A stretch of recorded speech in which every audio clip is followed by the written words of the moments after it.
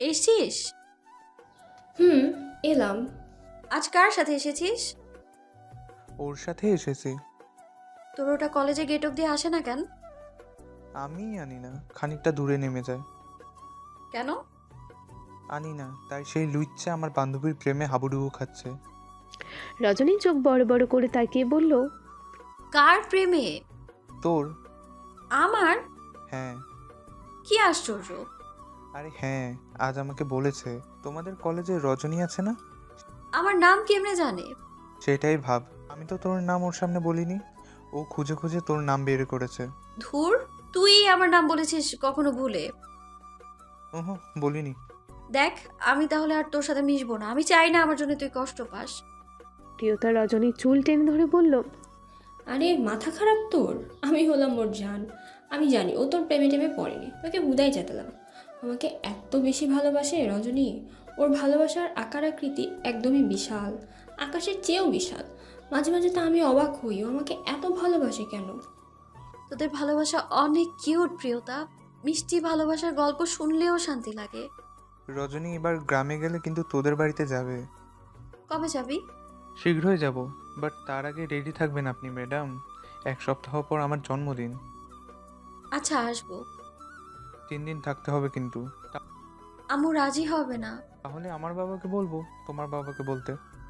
আচ্ছা। আচ্ছা, তোকে এমন চিন্তিত দেখাচ্ছে কেন? প্রিয়তা, আমার খুব বিপদ রে। কি? একটা ছেলে আমার পিছু নিয়েছে, আমার নিয়ে খারাপ কথা বলা বলি করে। আমাকে ওরা বিছানায় নিতে চায়। বলিস কি? এই শহরে এত বড় গুন্ডা নেই যে আমার ভাইয়ার সামনে এসে দাঁড়াতে সাহস পাবে।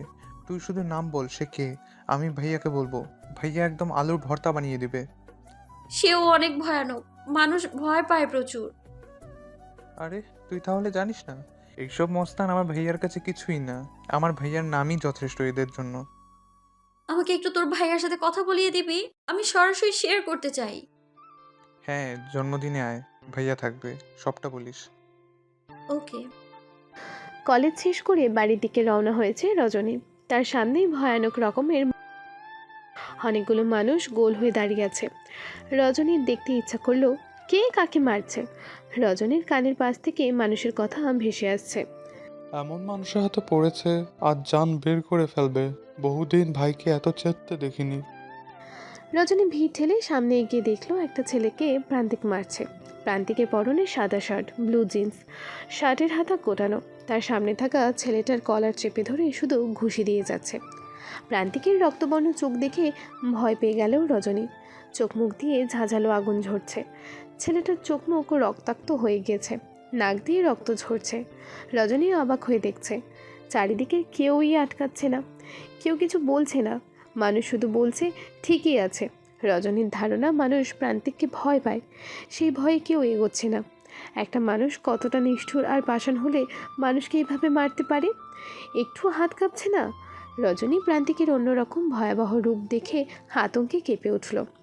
অধৈর্যের মৃদু কম্পন শুরু হয়েছে, চোখ দিয়ে পানি পড়ছে, বুক ধুকপুক করছে। সে রক্তে পারে না, এখনই যেন মাথা ঘুরে পড়ে যাবে। প্রান্তিক যে ছেলেটাকে মারছিল তাকে এবার রোডে ফেলে দিল, পেটের উপর পা তুলে আঘাত করছে। ছেলেটা ছটফট করছে। এহেন দৃশ্যে রজনীর হৃদয় আহত হচ্ছে। এবার প্রান্তিক পেছন থেকে পিস্তল বের করে তাক করলো। রাগে কাঁপতে কাঁপতে বলল, চা, তুই যে অন্যায় করেছিস আমি ওই দিনই পইতা ফেলতে পারতাম, না আমি চাইছিলাম জনসম্মুখে তোর জান নেব, যাতে আর 5 জনের শিক্ষা হয়। প্রান্তিক এবার ছেলেটার গলায় পা রাখলো। জুতার আঘাতে ছেলেটার জান এমনি বের হয়ে যাওয়ার মতো। রজনী এবার সহ্য করতে পারল না, জোরে চিৎকার দিয়ে বলে উঠল, ওনাকে ছেড়ে দিন, মরে যাবে, মারবেন না। ভয় কেমন গুটিসুটি মেরে গিয়েছে রজনী। প্রান্তিকের কর্ণঘুরে রজনীর কণ্ঠস্বর পৌঁছাতেই প্রান্তিক গলা থেকে পা তুলে ফেলল। ভয়ে কাঁপতে থাকা রজনীকে দেখে পেছনে পিস্তল গুজে নিল প্রান্তিক। দ্রুত রজনীর কাছে গিয়ে ওকে ধরল। রজনী তখনও অস্বাভাবিকভাবে কাঁপছে। প্রান্তিক অস্থির হয়ে বলল, রজনীগন্ধা, কি হচ্ছে তোমার? মারবেন না প্লিজ। এটুকু বলেই সেন্সলেস হয়ে গেল, ঢলে পড়ল প্রান্তিকের ওপর। প্রান্তিকের বুকে রজনীর মাথা রাখা। প্রান্তিক অগ্নিঝরা চোখে বলল, তোকে জবাই দিতে মন চাইতেছে আমার, কিন্তু আমি মানুষ খুন করি না। তোর জন্য অ্যাগেইন ভুল বুঝলাম আমাকে। তুই দুইটা অন্যায় করছিস, দুইটা মহা অপরাধ। রজনীকে দেখে অশালীন কথা বলছিস। তুই অশালীন কথা কইছে যা সোজা এসে আমার এই কলজায় লাগছে, আমার এইখানটায় লাগছে। সেই অপরাধে তোরে মারতাছিলাম, তোরে মারতে দেখা রজনী ভয় পাইছে আর আমারে খারাপ ভাবছে। দুইটাই তোর বড় অপরাধ। ভাই, ভাবিলে হসপিটাল নিয়ে যান, আমি এর পুলিশের হাতে নিয়ে আসতেছি। প্রান্তিক রজনীকে পাজা কোলে তুলল। মানুষ কিছুটা আন্দাজ করতে পেরেছে। মানুষের চোখে মুখে কৌতূহল দেখে প্রান্তিক বলল, আমি যে মেয়েকে বিয়ে করতে চলেছি এই সে মেয়ে। সো এর দিকে কেউ কোনোভাবে বাজে দৃষ্টিতে তাকালে বা বাজে ইঙ্গিত করলে অবস্থা খুব খারাপ হয়ে যাবে। প্রান্তিক কথাটি বলেই রজনীকে কোলে তুলে নিয়ে হসপিটালে পৌঁছালো। আমি কি মরে গিয়েছি নাকি বেঁচে আছি? এই মুহূর্তে কি আমি কবরের মাঝে আছি? চারদিকে এত অন্ধকার কেন? গায়ের উপর সাদা কাপড় কেন? ও কি আমায় মেরে ফেলবে? কেউ বাঁচাও আমায়। চোখ বন্ধ করে অচেতন অবস্থায় বিড়বিড় করে যাচ্ছে রজনী। ডাক্তার অনিমেষ সাহা 20 মিনিট ধরে চেষ্টা চালিয়ে যাচ্ছেন রজনীর জ্ঞান ফেরানোর জন্য, কিন্তু জ্ঞান ফিরছে না। পাশে প্রান্তিক দাঁড়িয়ে আছে, ভীষণ অস্থির দেখাচ্ছে তাকে। অস্থিরতায় ওপরের ঠোঁট দিয়ে নিচের ঠোঁট চেপে ধরে রেখেছে। জ্ঞান ফিরছে না দেখে চট করে বাইরে গেল প্রান্তিক। খুব বেশি টেনশন হচ্ছে তার। বেশি টেনশন হলে স্মোক করা লাগে। প্রান্তিক বাইরে গিয়ে সিগারেট ধরালো। 3-4 টান দিয়ে সিগারেট ফেলে জুতার নিচে আগুনে পিষে 2 মিনিটের মাঝে ফিরে এলো। সিগারেটও তাকে টানতে পারছে না।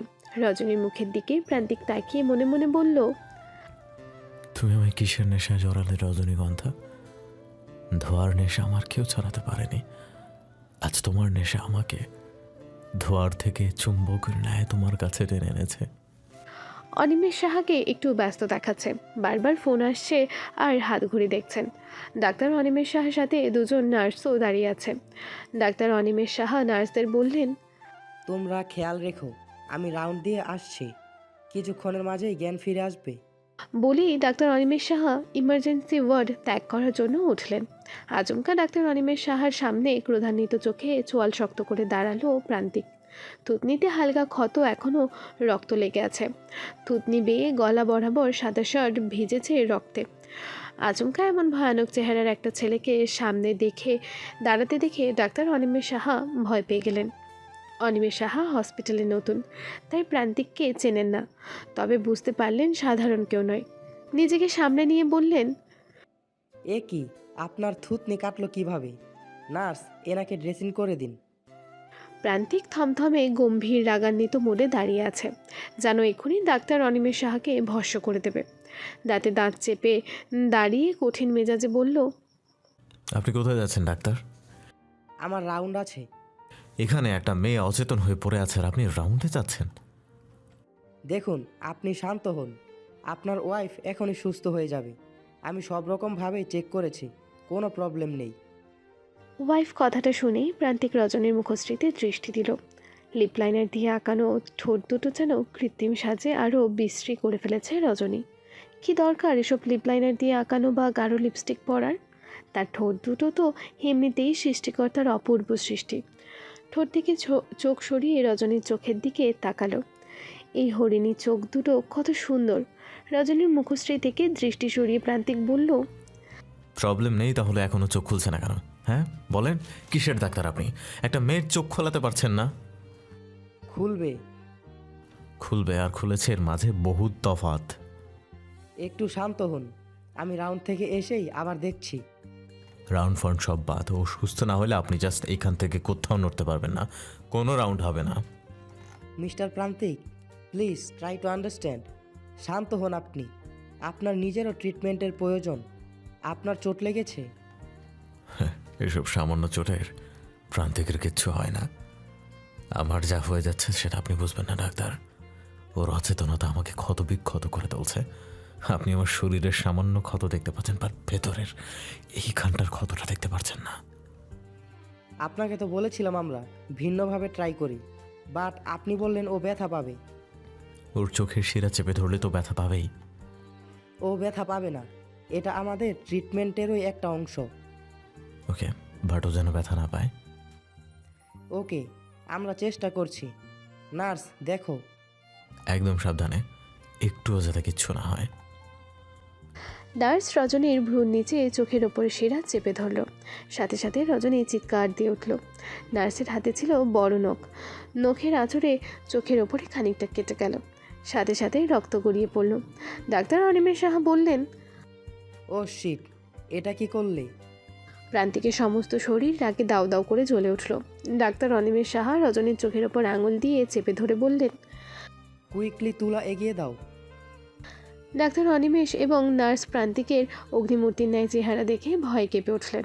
প্রান্তিক গর্জে উঠে বলল, এটা এটা আপনি কি করলেন, হ্যাঁ? বলি নার্সের হাতের অতিরিক্ত নখ ভেঙে দিল। রাগে কাঁপতে কাঁপতে বলল, চাঁদে কলঙ্ক লেপে দিলেন আপনি। আমার চাঁদে কোনো দাগ নেই, কোনো কলঙ্ক নেই। আপনি সেই সর্বনাশটা করলেন। একদমই ছাড়ব না আপনাকে। অসাবধানতাবশত লেগে গিয়েছে। অসাবধান হতে কে বলছে আপনাকে, হ্যাঁ? আর হাতে নখ রেখেছেন কেন? নখ রেখে বলছেন অসাবধানতা বশত লেগেছে। এখানে কি মডেলিং করতে আসছেন আপনি? মিস্টার প্রান্তিক, আপনার ওয়াইফের জ্ঞান ফিরে এসেছে। সাথে সাথে রজনী চোখ মেলে তাকালো। সে কোথায় আছে কিছুই বুঝতে পারছে না। আশেপাশে তাকিয়ে বুঝতে পারলো এটা হসপিটাল। ডাক্তার আবারও বললেন, মিস্টার প্রান্তিক, দেখেছেন কেমন হাইপার হয়ে গিয়েছিলেন আপনি আপনার ওয়াইফের জন্য? নিন এবার তার পাশে আসুন, এসে বসুন। প্রান্তিকের সেই রাগান্বিত চেহারা সাথে সাথে শান্তশিষ্ট হয়ে গেল। সেই ভয়ানক চেহারা আর নেই। শান্ত চোখে রজনীর দিকে তাকালো।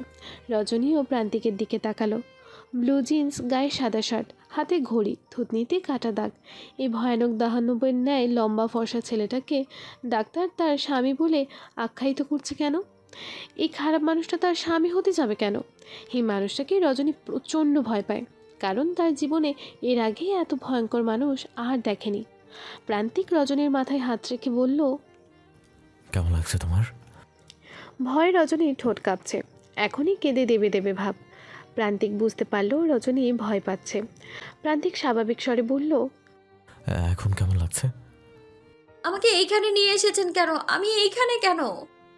প্রান্তিক রজনীর কাছে গিয়ে ফিসফিস করে বলল, সেদিনের মতো আজ আমার বুকে এসে পড়েছিলে।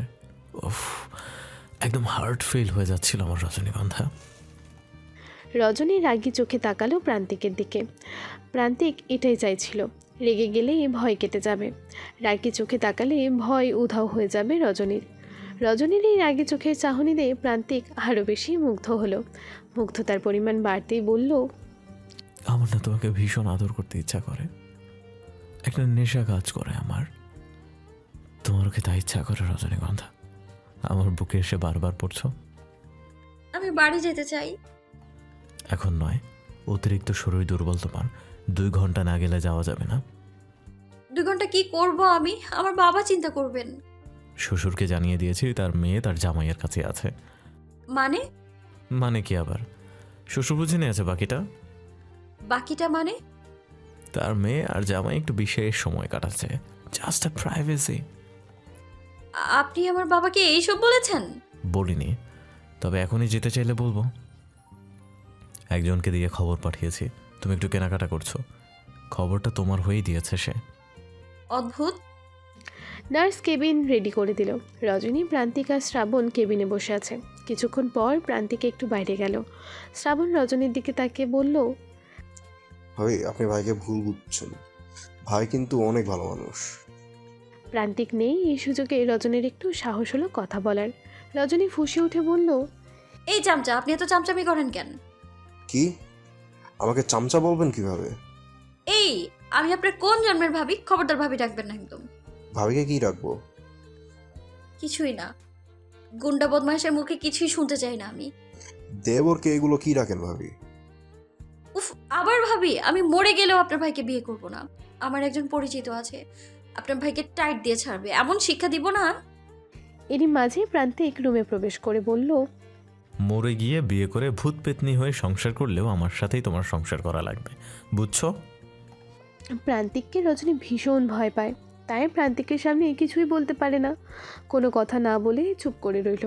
প্রান্তিক রজনীর পাশে বসে বলল, নিজের বরকে কাকে দিয়ে টাইট দেওয়াতে চাও? পৃথিবীর কারো সেই সক্ষমতা নাই। চাইলে তুমিই টাইট দিতে পারো।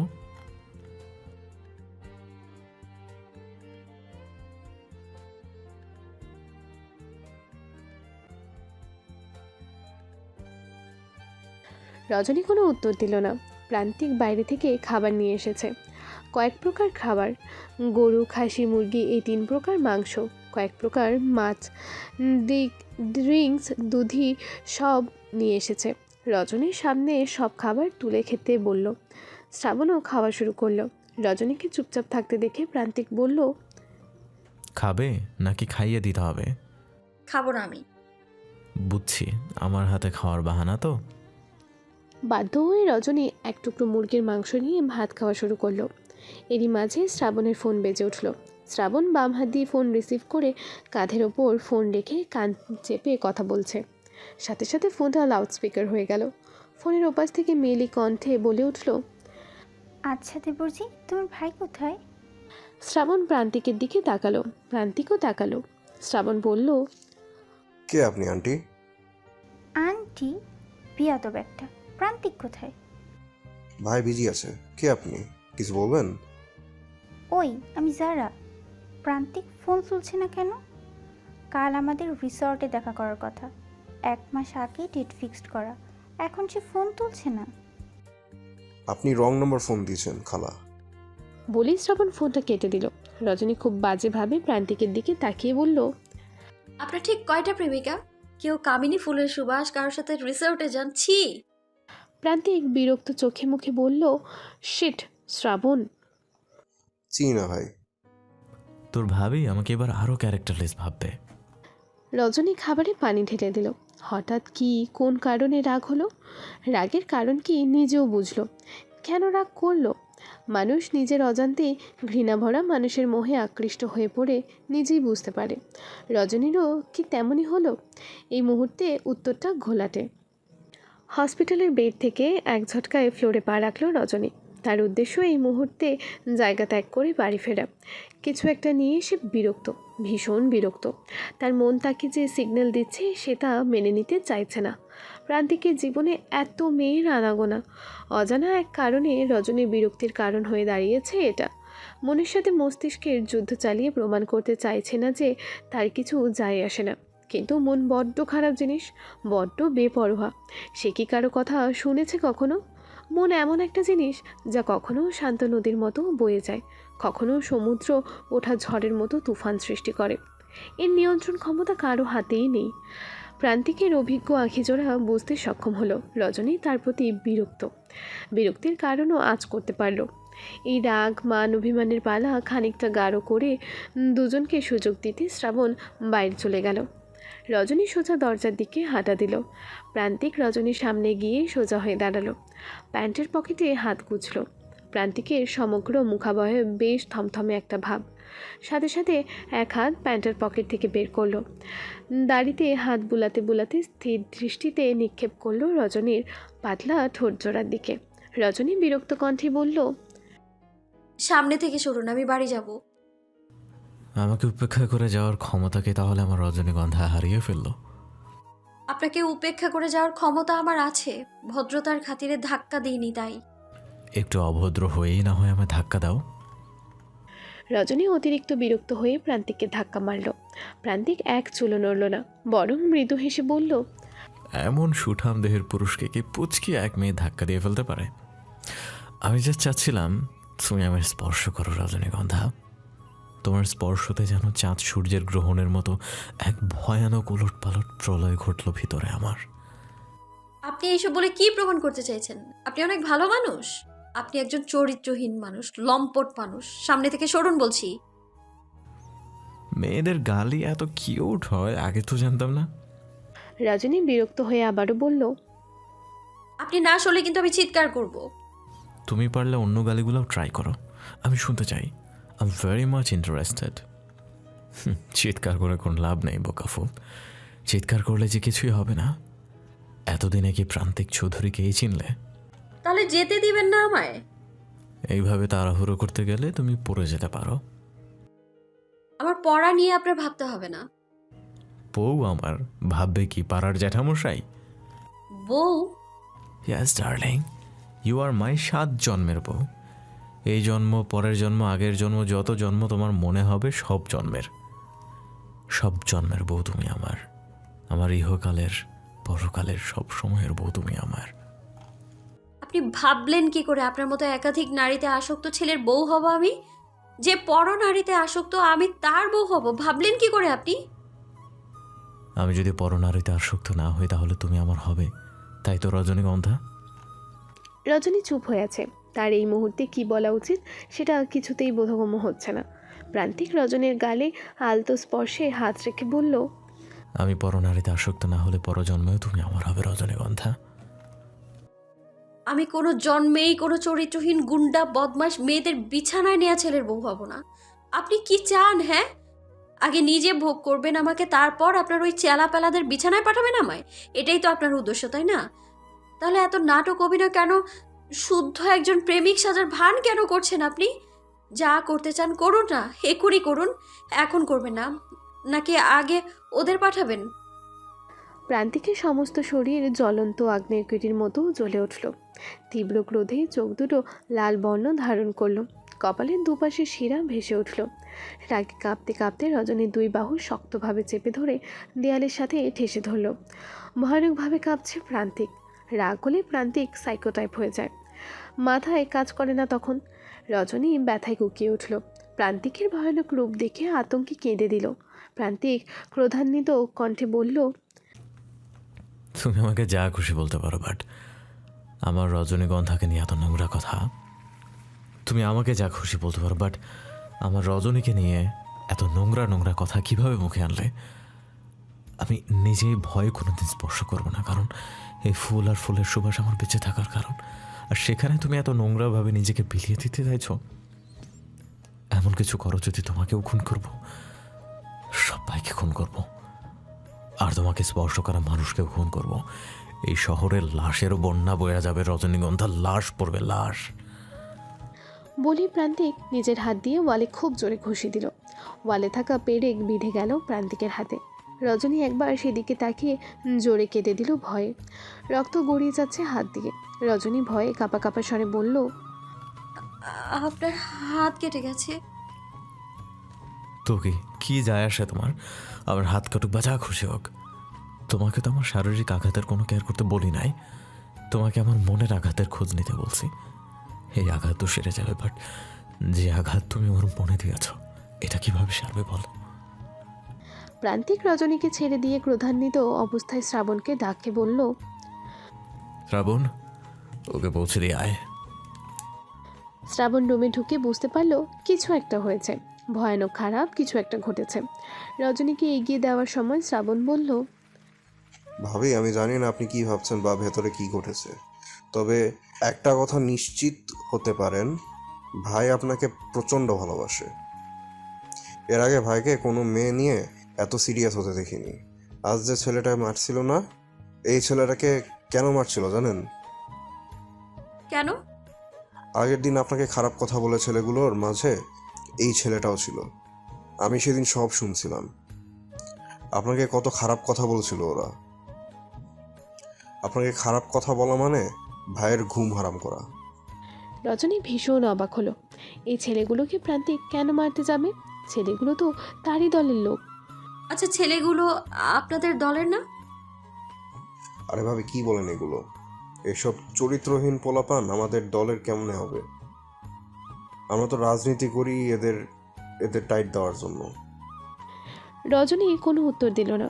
শ্রাবণ আবারও বলল, আপনি জানেন, এরা আপনাকে খারাপ কথা বলেছে বলে ভাই আপনার সেফটির জন্য আপনাকে পাহারা দিতে বলেছে। আমাদের বোনাস বাড়িয়ে দিয়েছে।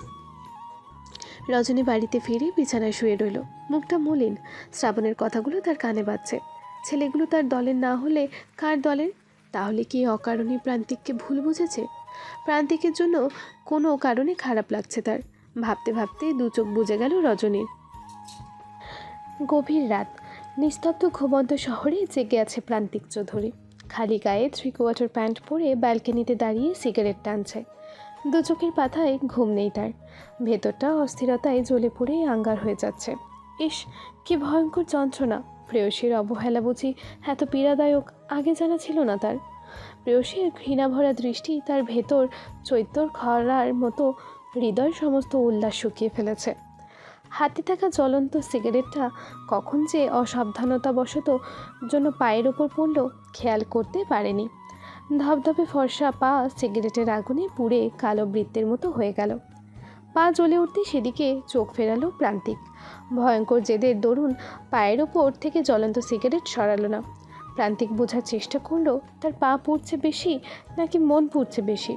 অনুভব করলো মনের যন্ত্রণাদায়ক অনুভূতির কাছে পায়েরই সামান্য জ্বালা পোড়া যেন কিছুই না। তাহলে জ্বলে যাক পা, পুড়ে যাক মন, ছাই হয়ে যাক সব। আবারও লাইটার জ্বালালো। লাইটারের আগুনের সম্মুখে ভেসে উঠল রজনীর সেই ঘৃণা ভরা দৃষ্টি। এ দৃষ্টি সে কিছুতেই উপেক্ষা করতে পারছে না। লাইটারটা দূরে ছুঁড়ে মেরে দাঁত কিরমির করে খানিকটা পেছনে সরে এলো। পায়ের ওপর থেকে জ্বলন্ত সিগারেটটা পড়ে গেল।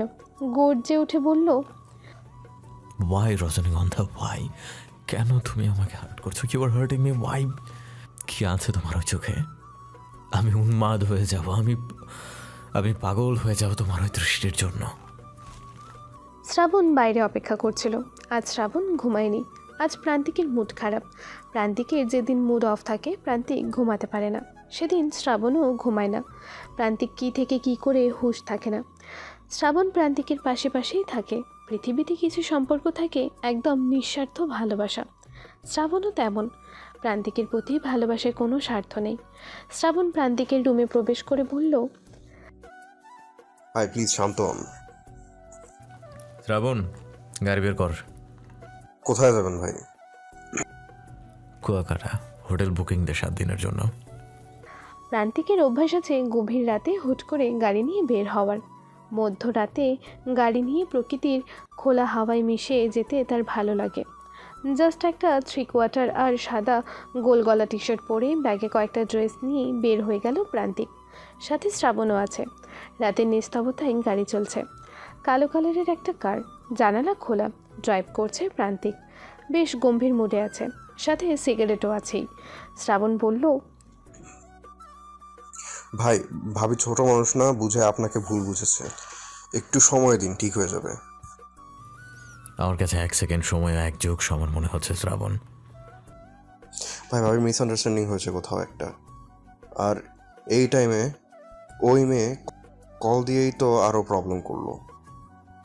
এইসব শালীর আমার পাইছে কি? হ্যাঁ, এদের জন্য আমার ঘরে আগুন লাগছে। আমি যাকে চাচ্ছি তাকে পাচ্ছি না, আর এদের চাচ্ছি না, এরা আমার পিছুই ছাড়ছে না। অঘটন তো কিছু না একটু কিছু ঘটেই চলছে। যখনই রজনীগন্ধার সামনে এসব আপদ বিপদ তখনই ফোন দেয়। ভাল ভাই এদের ব্লক দিয়ে দেন। প্রান্তিক শ্রাবণের দিকে তাকিয়ে একটা দীর্ঘ নিঃশ্বাস ছেড়ে বলল, কজনকে ব্লক দেব? ভাই ভাবি আপনার হোয়াটসঅ্যাপ আর মেসেঞ্জার দেখলে কী হবে? তার আগে অ্যানালগ ফোন কিনে চালাইতে হবে, বাটন ফোন। এদের সাথে তো আপনার কিছু নেই, কাউকে ভালোবাসেন না, তাহলে এরা ফোন দেয় কেন? আর এরা আমার এক্স গার্লফ্রেন্ড। আমি কাউকে ভালোবাসতে পারি নাই, তো একবার ডেট করছি জাস্ট, বাট আর ভাল লাগে নাই। যদিও আমি কাউকে সেধে কখনো ডাকি নাই, ওরাই প্রপোজ করেছে, না হয় এসেছে। রাজি না হলে বলেছে একদিন ডেট করে দেখো, ভালো না লাগলে ছেড়ে দাও। ভাল লাগে নাই তাই ছেড়ে এসেছি। 2 ঘন্টা 1 ঘন্টা 2 দিন 1 দিনের গার্লফ্রেন্ড, এরা নাথিং মাচ। ভুলেও যেন ভাবি এসব না জানে, জানলে খবর আছে আপনার। না জানানোটা কি ঠিক হবে? আমি আসলে আমার রিলেশনে লয়াল থাকতে চাই। লয়ালি থাকবেন, বাট মাঝে মাঝে অজানা জিনিস না জানানোই ভালো। এটা সম্পর্কের জন্যই ভাই, মাঝে মাঝে ভালোর জন্য মিথ্যা বললেও সমস্যা নেই। কেটে গিয়েছে 7 দিন। রজনী এর মাঝে 5 দিন কলেজে গিয়েছে, অথচ প্রান্তিককে দেখতে পায়নি একদিনও। মানুষটা কি হারিয়ে গেল? অদ্ভুত কোনো কারণে রজনীর আঁখি যুগল খুঁজে চলেছে 2 আঙুলের মাঝে জ্বলন্ত সিগারেট চেপে রাখা ভয়ঙ্কর ছেলেটাকে, যার চোখে কখনো অগ্নি থেকে আবার কখনো দুষ্টমি থাকে। সেদিন হসপিটালের ব্যবহারটা কি অনেক খারাপ হয়ে গেছিল? অস্থিরতায় ভুগছে রজনী। যে মানুষটা সারাক্ষণ তার পিছে লেগে থাকে, বিগত 7 দিন তার দেখা নেই। আনমনেই প্রান্তিকের ওপর অভিমান হলো রজনীর। এই হলো ছেলেদের ভয়ঙ্কর ভালোবাসা। ইহকাল পরকাল সবকালেই পিছু ছাড়বে না। একদিন কয়টা কথা শোনানো হয়েছে, অমনি ভেঙে গিয়েছে। অদ্ভুত। আমি কেন ভাবছি ওই খারাপ মানুষটার কথা? নিজ থেকে আপদ বিদায় হয়েছে, এটাই আলহামদুলিল্লাহ। মাথা ঝাড়া দিয়ে প্রান্তিকের চিন্তা বের করে দিল রজনী। কলেজ থেকে ফেরার সময় শ্যামলা বর্ণের একটা ছেলে রজনীর দিকে ফোন ধরে রেখেছে। মনে হচ্ছে ছবি তুলছে। আজকালকার ছেলেদের উদ্দেশ্য ভালো না। এই ছবি কি ইন্টারনেটে খারাপভাবে ছেড়ে দেবে? রজনী কি করবে ভেবে না পেয়ে চট করে মাথায় একটা বুদ্ধি উদয় করলো। সোজা ছেলেটার সামনে গিয়ে দাঁড়িয়ে বলল, আপনি আমার ছবি তুলছেন? ছেলেটা কোনো কথা বলল না, কি বলবে ভাবছে। রজনী চট করে উঠে বলল, আমার ছবি তুললে কিন্তু খারাপ হবে বলে দিলাম। আমার বয়ফ্রেন্ডকে জানেন? কে? ছেলেটার নাম অন্তু। সে প্রান্তিকের সাথেই থাকে। অন্তুর হাতের ফোনে ভিডিও কল চলছে। ফোনের ওপাশে প্রান্তিক রয়েছে। আমার বয়ফ্রেন্ডকে কথাটা শুনে প্রান্তিকের হার্টবিট বেড়ে গেল। তার মানে তার রজনীগন্ধার বয়ফ্রেন্ড আছে? প্রান্তিকের চোখ মুখ শুকিয়ে এসেছে। তখনই রজনী এসে বলে উঠল, আমার বয়ফ্রেন্ডের নাম প্রান্তিক চৌধুরী। নিশ্চয়ই ওই নামটা আপনার জানার কথা। আপনি প্রান্তিক চৌধুরীর গার্লফ্রেন্ডের ছবি তুলছেন। কি হবে বুঝতে পারছেন আপনি? আপনার এই হাত আর হাত থাকবে না। এই হাত তুস তুস করে দিবে প্রান্তিক। অন্তু হাঁ করে তাকিয়ে আছে। ভীষণ অবাক হয়ে আবারও জিজ্ঞেস করলো, কি হন আপনি প্রান্তিক ভাইয়ের? ওর হবু বউ আমি। বলেই রজনী বেশ ভাবসাব নিয়ে হাঁটা দিল। প্রান্তিক সমুদ্র পাড়ে দাঁড়িয়ে মাথা চুলে হাত বুলাতে বুলাতে অদ্ভুত সুন্দর এক হাসি দিয়ে বলল, উফ, রজনীগন্ধা, you are really killing me. কুয়াকাটার সি বিচে দাঁড়িয়ে আছে প্রান্তিক, হাতে কোল্ড ড্রিঙ্কস। স্পিড বোটে উঠে মাঝ সমুদ্রে গেল। চারিদিকে চোখ বুলিয়ে অথই পানিতেই আবিষ্কার করলো সমুদ্রের এই গভীরতা নিছকই সামান্য তার ভালোবাসার গভীরতার কাছে। সমুদ্রের দিকে তাকিয়ে প্রশ্ন ছুড়ল, আচ্ছা বলো তো, কার গভীরতা বেশি, তোমার নাকি রজনীগন্ধার প্রতি আমার ভালোবাসার? প্রতিধ্বনি হয়ে ফিরে আসা কথাটা আজীবভাবে উত্তর দিয়ে গেল কানে কানে। প্রান্তিক চৌধুরী, তোমার ভালোবাসা সমুদ্রের গভীরতার চেয়েও গভীর, নীল আকাশের চেয়েও বিশাল। ফিরে যাও তোমার রজনীগন্ধার কাছে। রজনীগন্ধা সুবাস ছাড়া তোমাকে ফ্যাকাশে দেখাচ্ছে। প্রান্তিকের মন ছুটল, তাকে এক্ষুনি ফিরতে হবে। এক্ষুনি রজনীগন্ধার কাছে যেতে হবে। এক্ষুনি মানে এক্ষুনি। লাস্ট 7 দিন ভিডিও কলে প্রতিদিন রজনীকে দেখেছে সে। অন্তু সারাক্ষণ রজনীকে ফলো রেখেছে। এই 7 দিন অন্তুর ওপর সব থেকে গুরুত্বপূর্ণ দায়িত্ব ছিল এটাই যে রজনীকে দেখে শুনে রাখা। রজনী ভাবছে প্রান্তিক তাকে ভুলে গিয়েছে, অথচ প্রান্তিক দূরে থেকেও রজনীকে দেখতে ভুল করেনি। একবার মন বদল হয়ে গেলে কি আর ভুলে যাওয়া যায়? প্রান্তিক তীরে এসে শ্রাবণকে খুঁজে চলেছে। শ্রাবণের দেখা নেই। এদিকে শ্রাবণ আসার সময় ফোন আনতে ভুলে গিয়েছে। ফোনও নেই, খুঁজে পাবে কিভাবে? মাত্রই তো ছিল এখানে। শ্রাবণকে না পেয়ে সমুদ্রের পাড়ে বসে বালুতে লিখল, ইউ আর মাই লাইফ রজনীগন্ধা। শ্রাবণ শামুক ঝিনুকের মালার দোকানে গেল। ঝিনুকের তৈরি একটা পায়েল কিনল। সে জানে প্রিয়তাই সামান্য জিনিসে ভীষণ খুশি হবে। খুশিতে উন্মাদ হয়ে বলবে, এটা আমার লাইফের সব থেকে দামি গিফট। জীবনে অনেক গিফট পেয়েছি, কিন্তু এটার মতো আনন্দ আগে হয়নি। হ্যাঁ, প্রিয়তা এমনই করে। শ্রাবণের দেওয়া সামান্য উপহারকে অনেক বেশি দামি মনে করে। আসলে মেয়েরা মন থেকে কাউকে ভালোবাসলে এত বেশি ভালোবাসে যে সব উজাড় করে দিতে চায়। একমাত্র ভালোবাসা ছাড়া অন্য কোনো চাহিদা থাকে না। কোনো বাড়ি গাড়ি গহনা কিছুর চাহিদা থাকে না। কিন্তু এই কয়দিন মহারানী কী পরিমাণ লেগে আছে সেটাই ভাববার বিষয়। ব্রেকআপ করে দেবে নাকি আল্লাহই জানে। শ্রাবণ ভীষণ চিন্তিত হয়ে ভাবছে, মহা অন্যায় করে ফেলেছি, কিন্তু কি করতাম? সম্বন্ধীকে সামলাতে হিমশিম হয়ে যাচ্ছি। এদিকে আবার তার বোন সামলানো সো টাফ। ভদ্রলোকের বোন আমার গর্দান না নেয়। হয় বোন না হয় ভাই, কবে যে কার হাতে প্রাণ যাবে। কিছুক্ষণের মাঝে শ্রাবণ ফিরে এলো। প্রান্তিক বলল, কই গেছিলি? এই একটু এদিকে ভাই। জিএফ এর সাথে কথা বলতে? না ভাই, কোনো সমস্যা নেই। আরে থাকলে আমার ফোন দিয়ে কথা বল, সমস্যা কি? শ্রাবণ বড় বড় চোখ করে তাকালো প্রান্তিকের দিকে।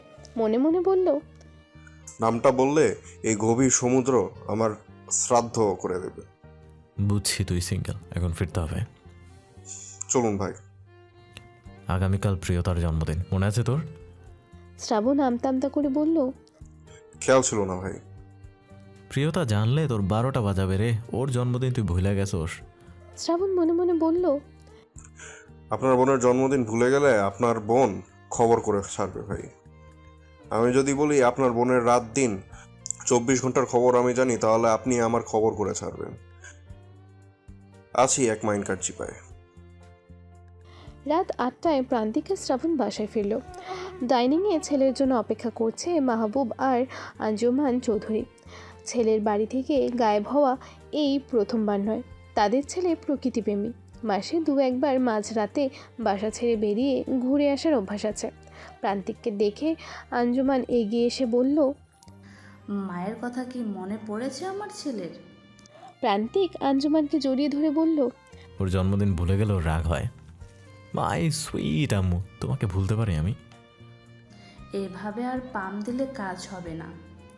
এবার বৌমা এনে তোমাকে বেঁধে রাখবো, তাহলে আর এভাবে হুটহাট বাইরে যেতে পারবে না।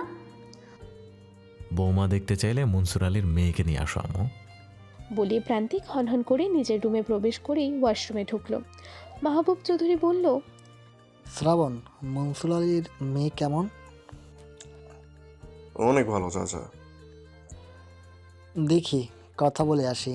ছেলের বিয়ে এবার দিতেই হবে। শ্রাবণ প্রান্তিকের মা বাবার সাথে কথা বলে চারিদিকে চোখ বলালো প্রিয়তার জন্য। চারিদিকে কোথাও প্রিয়তা নেই। সবার অলক্ষ্যে শ্রাবণ প্রিয়তাকে খুঁজছে। নিশ্চয়ই অভিমানী ছাদে আছে। শ্রাবণ নির্ভয়ে ছাদে পা রাখলো। প্রিয়তা বুঝতে পারলো ছাদে কেউ এসেছে। হাসে শ্রাবণই হবে। শ্রাবণের পারফিউমের গন্ধ প্রিয়তার মুখস্থ। অভিমানে ঘুরেও তাকালো না প্রিয়তা। শ্রাবণ গুটি গুটি পায়ে গিয়ে প্রিয়তার ঘাড়ে হাত রাখলো। প্রিয়তা ঘুরে তাকালো না। শ্রাবণ প্রিয়তাকে তার দিকে ঘোরালো। প্রিয়তার চোখ ভরা পানি, পানিতে কাজল লেপটে গিয়েছে। শ্রাবণের হৃদয় ব্যথিত হলো। প্রিয়তার মতো চোখের পানি ফেলতে পারছে না, কিন্তু হৃদয় জ্বলে যাচ্ছে। প্রিয়তার চোখের পানি মুছে দিয়ে বলল, জান, সরি বলার সাহস নেই আমার, মাফ চাওয়ারও সাহস নেই। এই অপদার্থকে প্লিজ লাস্ট চান্স দাও, ছেড়ে যেও না। প্রিয়তা শ্রাবণের দিকে তাকিয়ে হাউমাউ করে কেঁদে বলল, কোথায় ছিলে তুমি? তুমি এত নিষ্ঠুর কেন শ্রাবণ? তুমি কি জানো না আমার কষ্ট হয় তোমার জন্য? তোমাকে ফোনে না পেলে ভয়ঙ্কর যন্ত্রণা হয় আমার। তোমাকে না দেখলে ঘুম হয় না আমার। তুমি এসব জেনেও কেন আমাকে কষ্ট দাও? শ্রাবণ প্রিয়তাকে বুকে টেনে নিল। একটা দীর্ঘ নিঃশ্বাস ছেড়ে বলল, সরি পাগলি। প্রিয়তা শ্রাবণকে ধাক্কা মেরে বলল, আর কখনো কথা বলবো না আমি তোমার সাথে। বলেই নিচে চলে গেল। শ্রাবণ বলল, যা ধারণা করেছিলাম তাই। পরের দিন সকাল থেকে চৌধুরী বাড়ি টুকটাক সাজানো হচ্ছে। ঘরোয়াভাবে পালন করা হবে প্রিয়তার জন্মদিন। সকাল থেকে শ্রাবণ অন্তু বেলুন দিয়ে বাড়ি সাজাচ্ছে। প্রিয়তার রঙিন বেলুন খুব পছন্দের। প্রান্তিক হুকুম দিয়েছে তার বোন যেন খুশি হয় সেভাবেই সাজাতে। বাড়ির সবার এত সাজগোজের মাঝে প্রিয়তা কালো রঙের থ্রিপিস পরে বেরিয়েছে। প্রান্তিক অবাক হয়ে বলল, কই যাচ্ছিস এখন? আমার বেষ্টিকে আনতে যাচ্ছি ভাইয়া। কলেজের নতুন বেষ্টি, যাকে তোমার জন্য চয়েস করেছিলাম। কলেজে গিয়ে লেখাপড়া না করে ঘটকালি করা হচ্ছে? বারে, ভাইয়ার জন্য তো ঘটকালি করবই। যা, তোর বান্ধবীকে নিয়ে আয়। আমি তো আর বিয়ে করতে পারছি না, শ্রাবণের সাথে বিয়ে দিয়ে দিব। প্রিয়তা রাগি চোখে ভাইয়ের দিকে তাকিয়ে বাইরে বের হলো।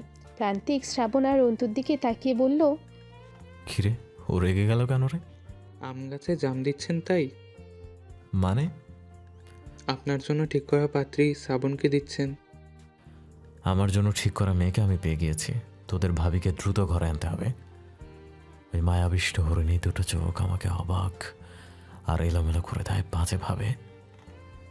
প্রিয়তার অভিমান হয়েছে, আকাশ সমান অভিমান। সে শ্রাবণের দিকে তাকাচ্ছে না পর্যন্ত।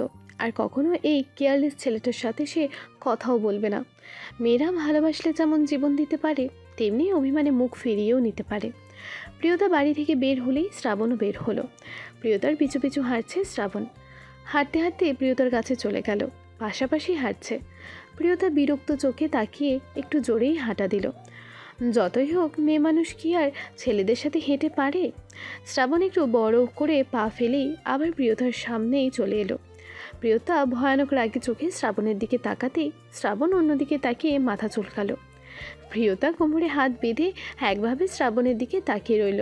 শ্রাবণ আর চোখে প্রিয়তার দিকে তাকিয়ে বিড়বিড় করে বলল, ওভাবে তাকাবেন না সম্বন্ধীর বোন, আমি ভয় পাচ্ছি। তুই আমার পিছে পিছে আইছোস কেন? শ্রাবণ প্রিয়তার দিকে তাকিয়ে দুই কান ধরে বলল, আর এমন হবে না শোনা, এবার লাস্ট চান্স দেন। এবার লাস্ট চান্স দিব? এই মিথ্যুক, এই কথা আর কতবার বলবি?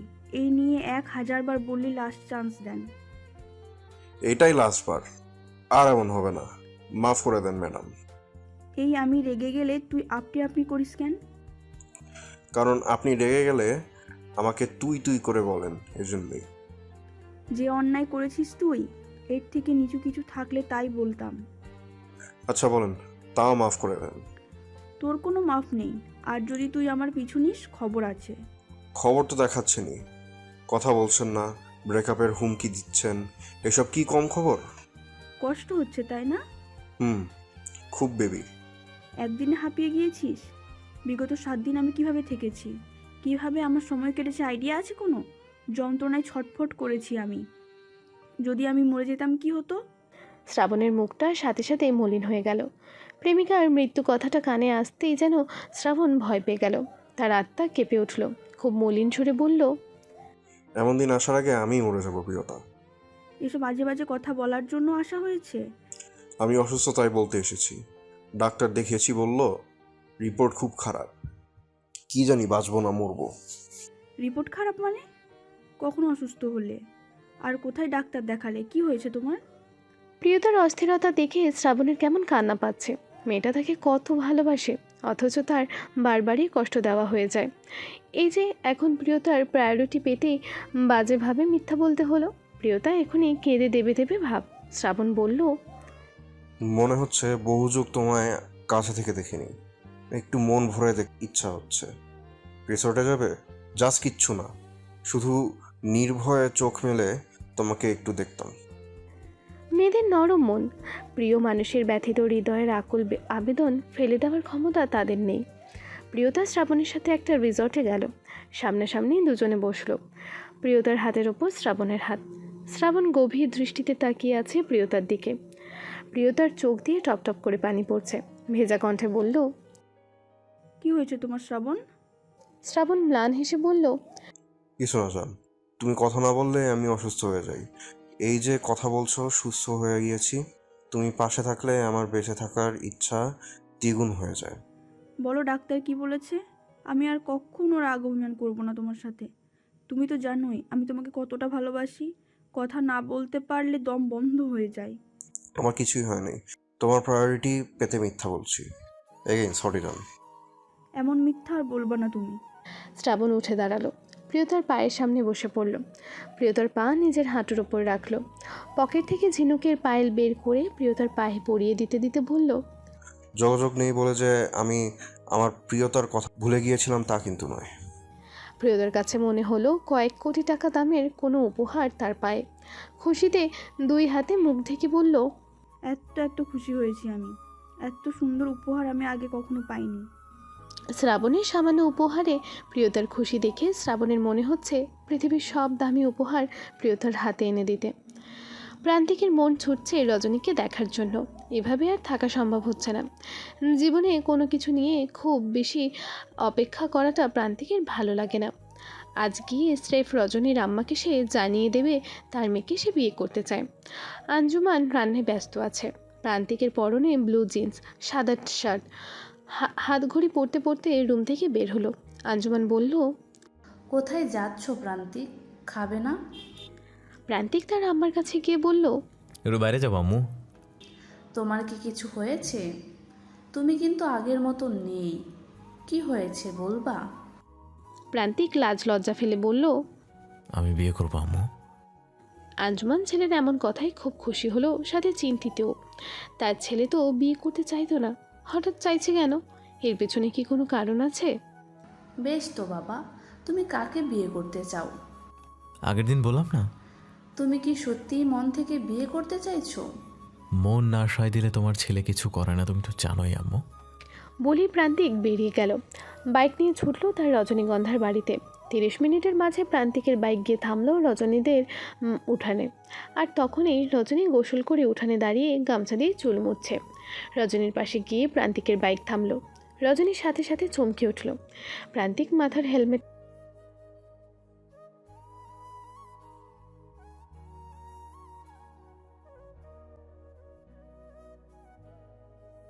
খুলে চুল ঠিক করতে করতে রজনীর দিকে তাকালো। প্রান্তিক রজনীর আপাদমস্তক তাকিয়ে দেখে দুষ্টু হেসে তাকালো। নিজের ঠোঁট কামড়ে ধরে কিছুক্ষণ তাকিয়ে থেকে বলল, উফ, এমনি ঘুম হারাম হয়ে গেছে, তারপর এটার জন্য প্রস্তুত ছিলাম না তো আমি। কি দেখলাম এটা? রজনী এতদিন পর প্রান্তিককে দেখে ভীষণ অবাক হলো। এই মানুষটা তাকে ভোলেনি। এতদিন কোথায় ছিল?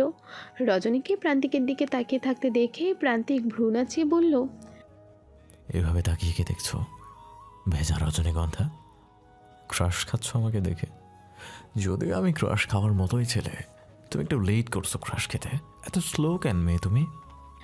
রজনী এবার হুঁশে ফিরে এসে বলল, কি বলছেন এসব? কি আর বলবো, তোমাকে যা লাগছে না, আমার ইচ্ছে হচ্ছে থাক, আর বলবো না। কি লাগছে আমায়? প্রান্তিক রজনীর কানের কাছে মুখ এগিয়ে নিয়ে বলল। কথাটা রজনীকে রাগাতেই বলল। রজনী রাগে তাকালো প্রান্তিকের দিকে, তাকিয়ে বলল, অসভ্য। অনেক উষ্ণতা ছড়াচ্ছ তুমি। ইচ্ছে হচ্ছে অসভ্যতার লিমিট ক্রস করতে। একবার কবুল বলে দাও শুধু, দেখবে আমি কেমন লিমিট ছাড়া অসভ্য। ছি। বলেই ডেকে হনহন করে নিজের ঘরে গিয়ে দরজা লাগালো। ভেজা চোখের পাপড়িতে চোখ দুটো যেন আজ আরও বেশি সুন্দর লাগছে রজনীর। রজনীর আম্মা বাইকের শব্দ শুনে এগিয়ে এলো। প্রান্তিককে দেখে বেশ অবাক হয়ে মাথায় কাপড় টেনে বলল, আরে বাবা তুমি, এসো এসো বসো। প্রান্তিক বাইক থেকে নেমে সালাম দিয়ে বলল, আন্টি, আমি একটা কথা বলতে এসেছি। জোর করবো না আপনাদের, তবে ভেবে দেখবেন। কি কথা বাবা? আমার মা বাবা এসে আপনাদেরকে বলবে, কিন্তু আপনাদের যদি আপত্তি থাকে, তাই আগে আমি কথাটা জানাতে চাই। আমি চাই না আমার মা বাবা এসে অপমানিত হোক। কি হয়েছে বাবা? আপনার মেয়েকে আমি ভালোবাসি, আমি বিয়ে করতে চাই। আমি কথা দিচ্ছি আমি ভালো রাখবো তাকে, আমার জীবনের বিনিময়ে হলেও ভালো রাখবো। রজনীর মা এত বেশি অবাক হয়েছে যে কি বলবে বুঝতে পারছে না। প্রান্তিক বুঝতে পারলেও রজনীর আম্মা অবাক হয়েছে, তাই বলল, চিন্তা করবেন না, এক্ষুনি কিছু বলতে হবে না, পরে বললেও হবে। এখন আমি আসি আন্টি। দাঁড়াও বাবা, খালি মুখে যাইতেই পারবা না। 1 মিনিট দাঁড়াও, এক গ্লাস পানি হইলেও খাইয়া যাও। রজনী চেঞ্জ করা হয়ে গেছে। রজনীর আম্মা খুশিতে পাগল হওয়ার উপক্রম। ঘরে গিয়ে চানাচুর আর মুড়ি 1 প্লেট দিয়ে রজনীর হাতে দিয়ে বলল, যা পোলাডারে দিয়ে আয়। আমি পারবো না। যাও, আমি আসি তো, পানি নিয়ে আসি, তুমি প্লেটটা নিয়ে আসো। রজনীর রাগী মুড়েই আছে। অন্যদিকে মুখ করে প্রান্তিকের সামনে প্লেটটা ধরল আর মনে মনে ভাবছে কত বড় নির্লজ্জ হলে তার মায়ের কাছে এসব বলতে পারে। প্রান্তিক বলল, আমার দিকে না তাকায় দিলে খাবো না, ওই চোখ না দেখলে পেট ভরবে না। রজনী বিরক্ত চোখে তাকালো। প্রান্তিক দুষ্টু হাসি হেসে ডান চোখ টিপ মেরে বলল, বাসর ঘরের প্রস্তুতি নাও, প্রয়োজনে পাড়ার ভাবিদের থেকে শিখে নিও। আপনার সাথে বিয়ে মরে গেলেও করব না। রজনী, আমি কি দেখতে অসুন্দর? তুমি আমাকে একসেপ্ট কেন করছো না? দেখতে সুন্দর হওয়াটা বেশি গুরুত্বপূর্ণ না, ভদ্র হওয়াটাই বেশি জরুরি। কেননা চেহারা তো আল্লাহর দান, আর ভদ্রতা নিজেকে অর্জন করতে হয়। আমি কি তাহলে অভদ্র? অবশ্যই অভদ্র। আপনি বড় ছোট মানেন না, যা ইচ্ছা তাই বলেন। খারাপ তো কিছু করিনি, শাশুড়ি আম্মাকে বলেছি তার মেয়েকে আমার লাগবে। আপনার লজ্জা করলো না এভাবে আমার আম্মাকে বলতে? তাহলে কি আমি কি ভীতু প্রেমিকের মতো মুখ বুঝে থাকবো নাকি? শোনো, রিলেশন করলে এমন ছেলের সাথে করবো যে শুধু ফ্যামিলি কেন, সারা দুনিয়ার সামনে বলতে পারে যে আমার তোমারে লাগবে, তোমারে লাগবেই। আর হ্যাঁ, এটাই শুদ্ধতম ভালোবাসার উদাহরণ। প্রান্তিকের দেওয়া প্রস্তাবে আয়েশা বেগম ভীষণ খুশি। এত খুশি বোধহয় সে জীবনে আর কখনোই হয়নি। ঘন ঘন রাস্তার দিকে তাকাচ্ছে কখন মনসুর আলী বাড়িতে আসবে আর সে এই খুশির প্রস্তাবটা দেবে। খুশিতে মন বড্ড অস্থির আয়েশা বেগমের।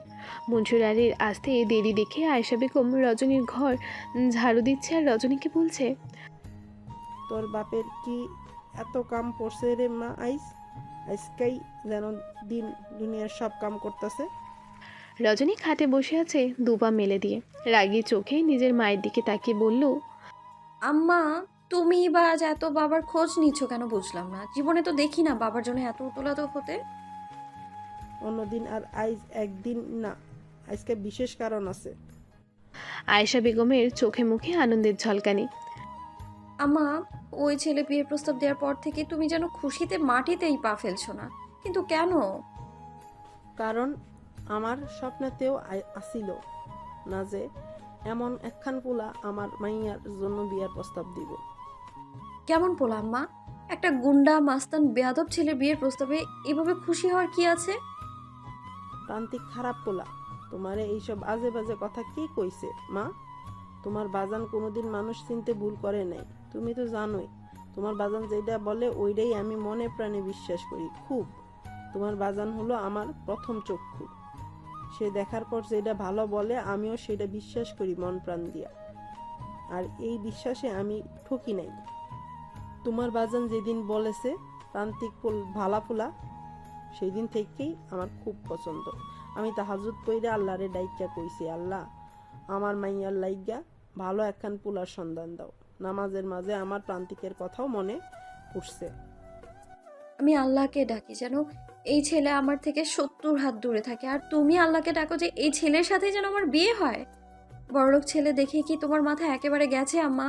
আমি সোজা বলে দিচ্ছি, এই ছেলের সাথে আমার বিয়ে দিলেন আমি বাড়ি ছেড়ে চলে যাবো একদম। তোমার বাজান যা ভালো বুঝবো তাই হবে। তুমি এমন বিয়া নিয়া মুরব্বির লগে তর্ক করছো কেন? আমার মাইয়া তো এমন আসিল না। তোমার মেয়ে এখন বড় হয়েছে আম্মা, একটু হলেও নিজের ভালো বোঝে। বাপ মায়ের থেকে সন্তান কোনোদিন নিজের ভালো বেশি বুঝে না মা।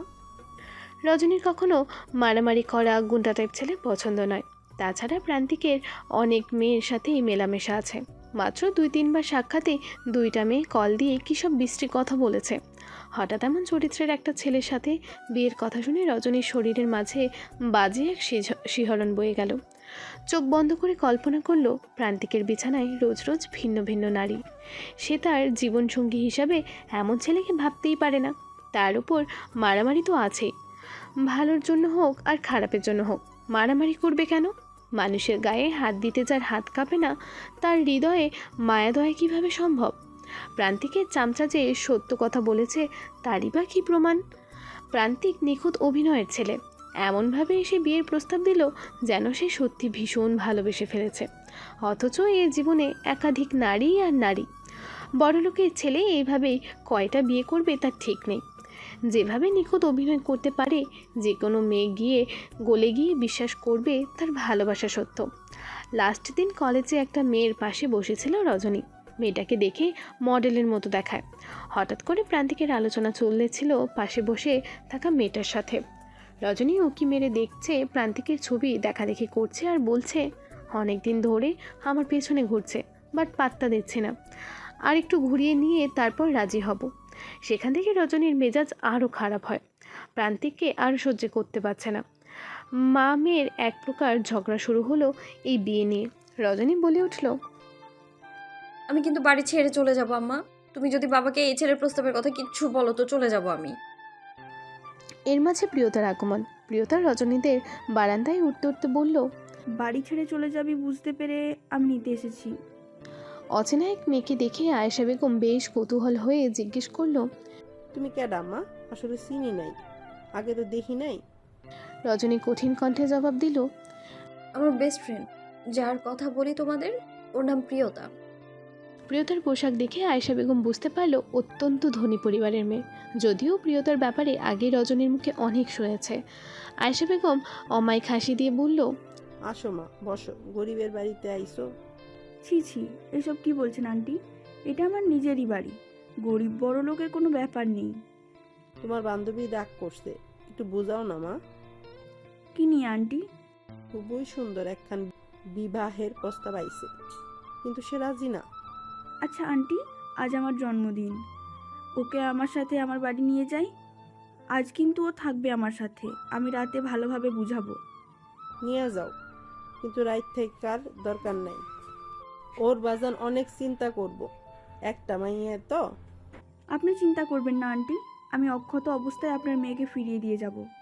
বুঝছি মা, কিন্তু ওর বাপ না আইলে আমি অনুমতি দিই কেমনে মা? আঙ্কেলের ফোন নাম্বারটা দিন আন্টি, আমি ফোন দিচ্ছি। আমার বাড়ি এই গ্রামেই, কিন্তু এখন শহরে থাকি আমরা। আমার বাবার কথা শুনলে আঙ্কেল কিছুই বলবে না। আচ্ছা ঠিক আছে, কিন্তু আমি রান্না করব, তুমি খেয়ে দে একেবারে ওকে নিয়ে যাবা। আজ না আন্টি, দেরি হয়ে যাবে, ওকে রাখতে আসবো, সেদিন খাবো। যাও মা, সাবধানে থাইকো, কিন্তু গিয়া তোমার বাবার নাম্বারে ফোন দিও। রজনী রেডি হচ্ছে, একটা 3 পিস পরলো আর সঙ্গে একটা শাড়ি নিল অনুষ্ঠানের সময় পরবে বলে। প্রিয়তার হাতে একটা ফটো ফ্রেম দিয়ে বলল, তোদের বিয়ের পর এটাই তোর আর ভাইয়ার কাপল ছবি রাখবি, আমার তরফ থেকে সামান্য উপহার এটা। প্রিয়তা ফটো ফ্রেমটা হাতে নিয়ে সেখানে তার আর শ্রাবণের ছবি কল্পনা করে খুশিতে বুকের সাথে জড়িয়ে ধরলো। তারপর রজনীকে জড়িয়ে ধরে বলল, ইস, তোকে যদি আমার ভাইয়ার সাথে বিয়ে দিতে পারতাম, তোকে দিয়ে আমার আর ওর বিয়ের ভাইয়াকে পটিয়ে ফেলতাম। যাচ্ছি তো তোদের বাড়ি, আর আসবো না, তোর ভাইয়ের বউ হিসেবে থেকে যাব। ইয়া আল্লাহ, এই দোয়া তুমি কবুল করো প্লিজ। ভাইয়ার মন থেকে এই মেয়েকে তুলে নাও। কোন মেয়ে? ভাইয়া যেন কার প্রেমে পড়ে আধা পাগল হয়ে গিয়েছে, এখন সেই মেয়েই লাগবে। যাক, অগ্রিম একটা ছ্যাঁকা খেলাম। তোর মুখে তোর ভাইয়ার প্রশংসা শুনে শুনে না আমি বেশ ক্রাস্ট ছিলাম। আফসোস, প্রকৃতি শূন্যস্থান রাখে না কখনো, অন্য কেউ জায়গা দখল করে নিয়েছে। থাক, দুঃখ পাস না, নসিবে থাকলে হবেই। তবে তোর ভাইকে দিয়ে একজনকে টাইট দেয়াবো, বুঝলি? প্রয়োজনে ঘুষ লাগলে তাও দেবো। ঘুষ না, আমার ভাইয়াকে একটা সিগারেট গিফট করলেই সে হ্যাপি হবে। আবার প্রান্তিকের কথা মনে পড়ল রজনীর। পৃথিবীর সব মারামারি করা ছেলেরাই কি সিগারেট প্রিয়? রজনী মজা করে বলল, প্রিয়তা, তাহলে তোর ভাইকে আমি সিগারেট গিফট দিই। আরে দারুণ আইডিয়া। শোন, একটা সিগারেট নিয়ে সুন্দর করে গিফট পেপার দিয়ে মুড়িয়ে নিয়ে যাব। তুই আমার ভাইয়াকে দিয়ে বলবি, ভাইয়া আপনার জন্য গিফট এনেছি। আমায় যদি কিছু বলে, আমি এসব পারবো না। আরে কিছুই বলবে না, দারুণ মজা হবে। এরই মাঝে বাড়িতে শীষ দিতে দিতে প্রবেশ করলো প্রিয়তার ভাই। আজ কদিন বাদে ফিরলো তার ঠিক নেই। বাড়িতে ঢুকেই ডাকলো, আম্মা, ও আম্মা। অঞ্জুমান চৌধুরী অগ্নিমুডে এসে দাঁড়িয়ে বললেন, কেডা তোমার আম্মা? রাগ করছো নাকি আম্মা? তোমার মতো পোলা পেটে ধরছি, আমার তো খুশিতে গদগদ থাকার কথা। এ কদিন কোথায় ছিলে? বন্ধুদের সাথে একটু ঘুরতে গেছিলাম। রফিকরে দিয়ে তো খবর পাঠাইছিলাম, খবর পাও নাই? তোমার আব্বা অনেক রেগে আছে কিন্তু। রেগে থাকুক আর যাই থাকুক, আমার কিছু টাকা লাগবে, তুমি চেয়ে দিও। টাকার নাম নিলে ঝাড়ুর বাড়ি আর অভাব হবে না। এরই মাঝে প্রিয়তা আর রজনী ঘর থেকে বের হলো। রজনীর ভাইয়ের নাম বাবু। আম্মা কে? রজনীর বন্ধু, রজনীকে নিতে এসেছে। প্রিয়তা উঠানে নামতেই বাবু প্রিয়তার আপাদমস্তক তাকিয়ে দেখল। রজনী ভাইকে দেখেই বলল, তোমার বাড়ির কথা মনে পড়েছে? ইনি কে, রজনী? আমার ভাইয়া। ভাইয়া ভালো আছেন? হ্যাঁ, তুমি কেমন আছো? বাবুর চাহনি খুব বাজে চোখে প্রিয়তাকে দেখছে। প্রিয়তার খুব একটা সুবিধার লাগলো না বাবুর দৃষ্টি। প্রিয়তা জানেই না প্রিয়তাকে ডিস্টার্ব করার জন্য বাবুকে প্রান্তিক কীভাবে মেরেছিল, কিন্তু বাবু ঠিকই চিনেছে। মনে মনে আরও একবার টার্গেট করে নিল প্রিয়তাকে। বিকালের দিকে প্রিয়তা রজনীকে নিয়ে তাদের বাড়িতে প্রবেশ করলো। এত বড় বিলাসবহুল বাড়ি রজনী আগে দেখেনি। চারিদিক কত সুন্দর আর চকচকে। আঞ্জুমান চৌধুরী প্রিয়তার সাথে রজনীকে দেখেই বুঝতে পারল প্রিয়তার বান্ধবী। হাসি মুখে রজনীর কাছে এসে রজনীর মাথায় হাত বুলিয়ে বলল, কেমন আছো মা? জি আলহামদুলিল্লাহ আন্টি, আপনি কেমন আছেন? ভালো আছি মা, যাও রেস্ট নাও। প্রিয়তা রজনীকে তার রুমে নিয়ে গেল। ফ্যান ছেড়ে দিয়ে খাটের ওপর বসলো। রজনীকে খুব অস্থির দেখাচ্ছে। সে প্রিয়তাকে বলল, তোর ভাইয়া কই? আমি সেই বেয়াদবের কথা শেয়ার না করলে শান্তি পাচ্ছি না। আচ্ছা চল, ভাইয়ার রুমে নিয়ে যাচ্ছি, আর গিফট বক্সটাও দিবি কিন্তু। ছি, আমি পারবো না। না দিলে আমার ভাইয়া কাজ করে দিবে না কিন্তু। আচ্ছা দিব। রজনীর হাতে লাল গিফট পেপার দিয়ে মেরানো এক প্যাকেট বেনসন সিগারেট। বেশ নার্ভাস দেখাচ্ছে তাকে, চোখে মুখে চিন্তার ছাপ দৃশ্যমান। প্রিয়তার ভাই সম্পর্কে যা শুনেছে তাতে প্রান্তিকের থেকে ভয়ঙ্কর মনে হচ্ছে। চেনা জানা নেই, এভাবে সিগারেট দিলে যদি কিছু বলে। রজনী কাঁচুমাচু চোখ মুখ নিয়ে প্রিয়তাকে বলল, আমি পারবো না রে, খুব ভয় হচ্ছে যদি কিছু বলে। আচ্ছা, আমি তো বললাম কিছুই বলবে না, কিছু বললে আমি বুঝে নেব। তুই শুধু এটা ভাইয়ার সামনে ধরে বলবি, ভাইয়া আপনার জন্য গিফট নিয়ে এসেছি। তারপর নিজের সমস্যার কথা বলবি। চল আমার সাথে। প্রিয়তা রজনীকে টানতে টানতে নিয়ে গেল প্রান্তিকের রুমের সামনে। প্রিয়তা খুব করে চাইছে তার ভাইয়ের যেন রজনীকে দেখেই পছন্দ হয়ে যায়, রজনীর মোহে যেন আটকে যায়, সেই মেয়েকে যেন ভুলে যায়। প্রান্তিকের রুমের সামনে গিয়ে প্রিয়তা বলল, ভাইয়া ভেতরে আছো? হ্যাঁ আছি। আসবো? পারমিশন কেন নিতে হচ্ছে? ভদ্রতা দেখাচ্ছি, আমার সাথে আমার বান্ধবী আছে, ও তোমার সাথে একটু কথা বলবে। কি কথা? শুধু কথা নয়, তোমার প্রিয় জিনিস গিফটও এনেছে। ওর একটা কাজ আছে, করে দিও। আমার প্রিয় গিফট? হ্যাঁ। বলেই প্রিয়তা প্রান্তিকের ঘরের দরজা একটু আলগা করলো আর রজনীকে ঘরের ভেতরে ধাক্কা মারল। প্রান্তিকের 3 কোয়ার্টার পরা খালি গায়ে, বুঝতে পারল ঘরের অচেনা একটি মেয়ে প্রবেশ করেছে। দ্রুত উঠে উল্টো দিকে ঘুরে একটা টি শার্ট জড়িয়ে দিয়ে বোতাম লাগাতে লাগলো। রজনী এমনিতেই ভয়ে নার্ভাস হয়ে আছে, এদিকে সেদিকে কোনো দিকে না তাকিয়ে মাথা নিচু করে দাঁড়ালো, চোখ দুটো একদম ফ্লোরের দিকে নিবদ্ধ। কী করবে, কিভাবে শুরু করবে বুঝতে পারছে না। হাতে গিফট বক্সটা ধরে রেখে কাচুমাচু মুখে নার্ভাস অবস্থায় নিচু হয়ে বলতে শুরু করলো, ভাইয়া প্লিজ, আপনি আমার বড় ভাইয়ার মতো, আমার একটা উপকার করে দিন না প্লিজ। একটা গুন্ডা ছেলে আমার পিছু নিয়েছে, আর চরিত্রটা না অনেক খারাপ, একাধিক মেয়ের সাথে রিলেশন, এমনকি কলেজে আমার এক ক্লাসমেটের পেছনেও ঘুরছে। এসব করেও আমার বাড়িতে বিয়ের প্রস্তাব দিয়েছে, আমার মা বাবাও সেই বিয়েতে রাজি। আমার জীবনটা নষ্ট হয়ে যাবে, প্লিজ আমায় বাঁচান আপনি। এই মুহূর্তে আমার আপনি ছাড়া আর কেউ নেই, প্লিজ আমায় ফিরিয়ে দেবেন না। আমি আপনার জন্য একটা গিফটও এনেছি। রজনীর কণ্ঠস্বর প্রান্তিকের কানে যেতেই সমস্ত শরীর যেন ঝিম ধরে গেল প্রান্তিকের। সে কি পেছনে তাকাবে নাকি তাকাবে না? সে যার কণ্ঠে স্বর ভাবছে, সত্যি কি সে দাঁড়িয়ে আছে? সে কি ঠিক শুনল, নাকি সারাক্ষণ রজনীর ভাবনায় বুথ থেকে এখনও ভ্রমে থেকে মনে হচ্ছে এটা রজনীর কণ্ঠ? রজনী কাঁপা কাঁপা কণ্ঠে গিফট বক্সটা প্রান্তিকের দিকে এগিয়ে দিয়ে বলল, নিন ভাইয়া। প্রান্তিক ঘুরে দাঁড়ালো এবার। শার্টের ওপরে 2টা বোতাম খোলা, বাকিগুলো কেবল লাগাচ্ছিল। প্রান্তিক ঘুরে দাঁড়িয়ে রজনীকে দেখেই অবাক হলো। প্রান্তিক অবাকের চেয়ে যেন বেশি খুশি হলো, কিন্তু রজনী, সে প্রান্তিককে দেখেই চমকে উঠল, হাতটা যেন উড়ে গেল। বুকের মাঝে ভয়ানক গতিতে হাতুড়ির বাড়ি দিচ্ছে, তার সমস্ত শরীর কেমন কাঁপাকাঁপি শুরু করলো, এখনই পড়ে যাবে। আজকের মতো এত ভয়ঙ্কর পরিস্থিতি তার জীবনে কখনো আসেনি। ভয়ে ঠোঁট দুটো থথা করে কাঁপছে। রজনীকে এত বেশি ভয় পেতে দেখে প্রান্তিক শার্টের হাতা গোটাতে গোটাতে ফিক করে হেসে দিল, আর এক হাতের 5 আঙুল রজনীর সামনে মেলে ধরে বলল, please cool my dear sweet heart, এত ভয় পেও না। আমি তোমাকে কিচ্ছু বলবো না, কিছু করবো না, এইটুকু ভদ্রতা আমার আছে। বিয়ের আগে হবু বউকে অসম্মান করার মতো কিচ্ছু করা যাবে না। রজনী আস্তে আস্তে পেছন দিকে পা নিচ্ছে। এই রুম থেকে বেরোতে পারলেই সে এ বাড়ি থেকে এক্ষুনি পালাবে। প্রান্তিক আবারও হাসলো, হেসে মাথা তোলালো, রহস্যময় হাসি দিয়ে বলল, তুমি কি চাইলেই পালাতে পারবে রজনী? প্রান্তিক চৌধুরীর কাছ থেকে পালিয়ে যাওয়া কি এতই সোজা? দেখুন, আমি বাড়ি যাব। তোমার বাড়ি তো আছো, 2 দিন পর এই বাড়ি তো তোমার হবে। এই যে রুমটা দেখছো, এটা তোমার হবে। আমায় যেতে দিন।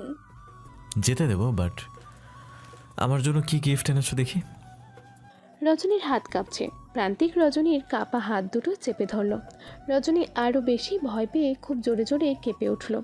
প্রান্তিক ঠান্ডা কণ্ঠে বলল, তোমাকে ভয় পেতে দেখলে ইচ্ছা করে বুকের সাথে জড়িয়ে ধরে সব ভয় দূর করে দেই। তুমি আমাকে কেন ভয় পাও রজনী? তোমার চোখে আমি ভয় নয়, প্রেম আর অসম্ভব ভালোবাসা দেখতে চাই। রজনী তখনও ভয়ে কাঁপছে। প্রান্তিক আবারও ঠান্ডা মেজাজে বলল, এভাবে ভয় পেলে কিন্তু আমি ডিরেক্ট হাক করে দেব। কুল ডাউন, স্বাভাবিক হও। তোমাকে আমার সাথে স্বাভাবিক হতে হবে, না হলে সংসার কিভাবে করবা? আমাকে ভালোবাসবে কিভাবে? এই ভয় নিয়ে কি আর ভালোবাসা হয়?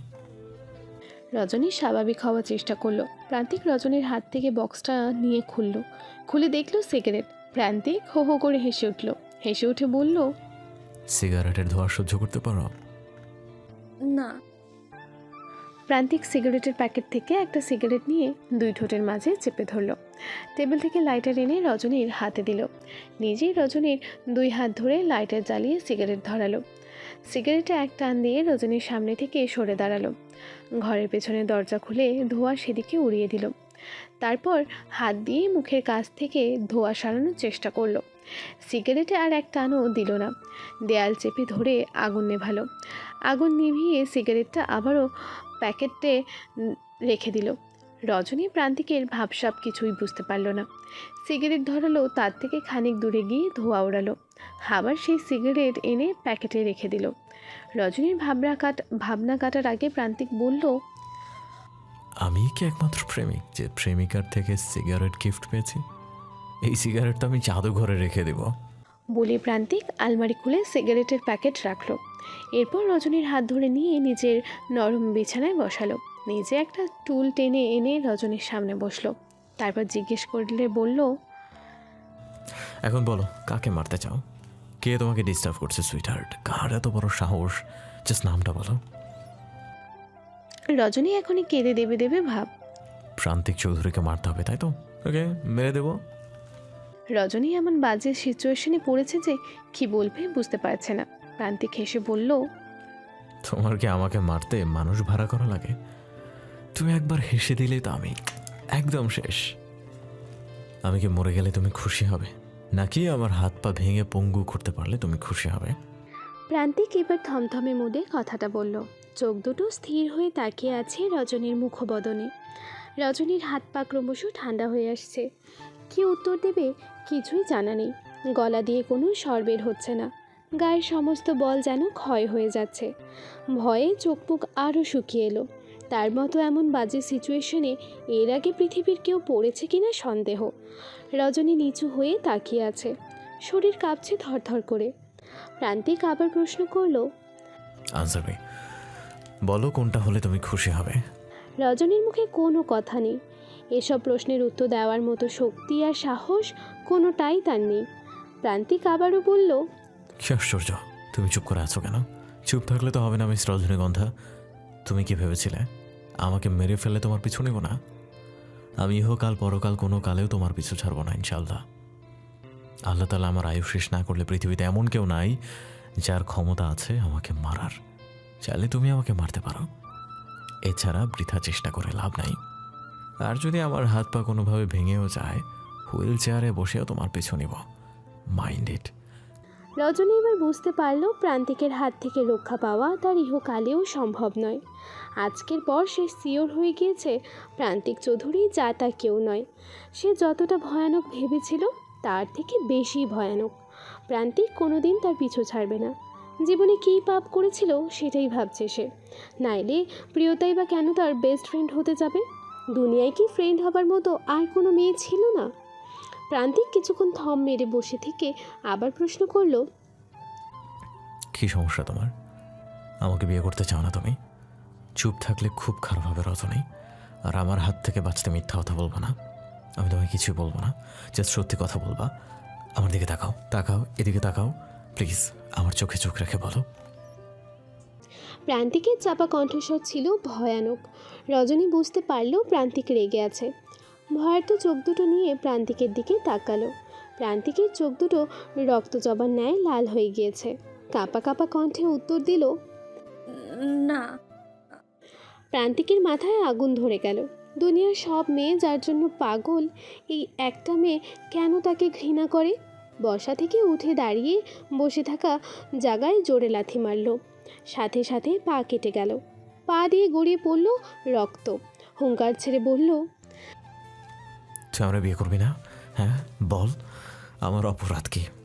আমাকে যখন বিয়ে করবি না তাইলে আমার সামনে নাচতেছিলি কেন? আমি কি বলছিলাম আমার সামনে সে নাচানাচি করতে? ওইভাবে হাসছিলি কেন? আমার নয়নে নেশা লাগালি কেন? কেন এত কিছু করলি? আমার ইমোশন নিয়ে খেলা করছিস তুই। আমি চাইলে তোকে তুলে নিয়ে গিয়ে বিয়ে করতে পারতাম, কিন্তু আমি তোরে ভালোবাসার চাইতেও বেশি সম্মান করি। তোরে দেখার পর বুঝি ভালোবাসা পবিত্র, সম্মান বেশি জরুরি। মুখে যাই বলি, বাজে নজর তোর দিকে আমার জীবনেও আসে নাই।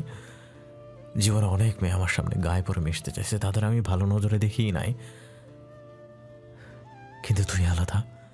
তুই মানেই ফুল, পবিত্র, যে ফুলের সুবাসে আমি মাতোয়ারা। প্রান্তিকের দুই তুকারি দেখে রজনী আরও ভয় পেয়ে গেল। রজনী দেখল প্রান্তিকের কপালের দুই পাশে শিরা ভেসে উঠেছে, চোয়াল শক্ত করে তার দিকে তাকিয়ে আছে। বেশ কিছুক্ষণ নীরবতায় কাটল। প্রান্তিক ঘন ঘন নিঃশ্বাস নিয়ে নিজের মাথা ঠান্ডা করার চেষ্টা করলো। রজনীর দিকে এইবার শান্ত চোখে তাকালো। ভেতরে রাগ, তবুও চোখের দৃষ্টি শান্ত করে তাকিয়ে শান্ত কণ্ঠে বলল, আমি তোমার কোন ক্লাসমেটের পেছনে ঘুরছি প্লিজ বলো। আই থিঙ্ক তুমি সবসময় আমার বিষয়ে নেগেটিভ কিছু ভাবছো। তোমার এই ভুল ভাঙা উচিত। ভয় পেও না। আম সরি, আমি রিয়াক্ট করে ফেলেছি, বাট বলো তোমার কোন ক্লাসের কোন মেয়েটার পেছনে আমি ঘুরেছি। রজনী চুপ করে রইল। প্রান্তিক আবারও শান্ত মেজাজে বলল, কি ভাবছো আমি তুই তোকারে করেছি, রিয়াক্টে খেয়েছি বলে রাগ করছো? আমি বকবো, আমি রাগ করবো, আমি শাসন করবো, আবার আমি তোমায় ভালোবাসবো, পৃথিবীর সেরা ভালোবাসাটাই দিব, কিন্তু ছেড়ে যাব না, মাইন্ডেড। এবার বলো কোন ক্লাসমেটের পেছনে ঘুরছি? অদ্রিতা। অদ্রিতা? Who is Adrita? ক্লাসমেটের নাম, যার পেছনে ঘুরছেন। এই নামে তো আমি কোনো মেয়েকেই চিনি না। তোমাকে কে বলেছে আমি তার পিছনে ঘুরেছি? ওরাই বলা বলি করছিল। প্রান্তিকের খেয়াল হলো সে যে দোকান থেকে সিগারেট কেনে, দোকানের ওপরের তলায় দুইটা মেয়ে তাকে দেখে ফিসফিস করে। গতকালই সে শুনেছে এই আদ্রিতা নাম। একটা মেয়ে বলছিল, আদ্রিতা তোর হিরো এসেছে। বাই এনি চান্স এই মেয়েই রজনীর ক্লাসমেট নয় তো? প্রান্তিক আগে অনেক মেয়ের সাথেই টাইম স্পেন্ড করেছে, সে নিজে কারো কাছে যায়নি। কেউ এলেই কিছুদিন কথা বলেছে, মন টানেনি, বাদ দিয়েছে। রজনীকে দেখার পর কোনো মেয়ে তাকে ফোন দিলেই অপরাধবোধ কাজ করে, ভয় করে যদি রজনী জেনে যায়। অজানা ভয়ে প্রান্তিকের বুক কাঁপে।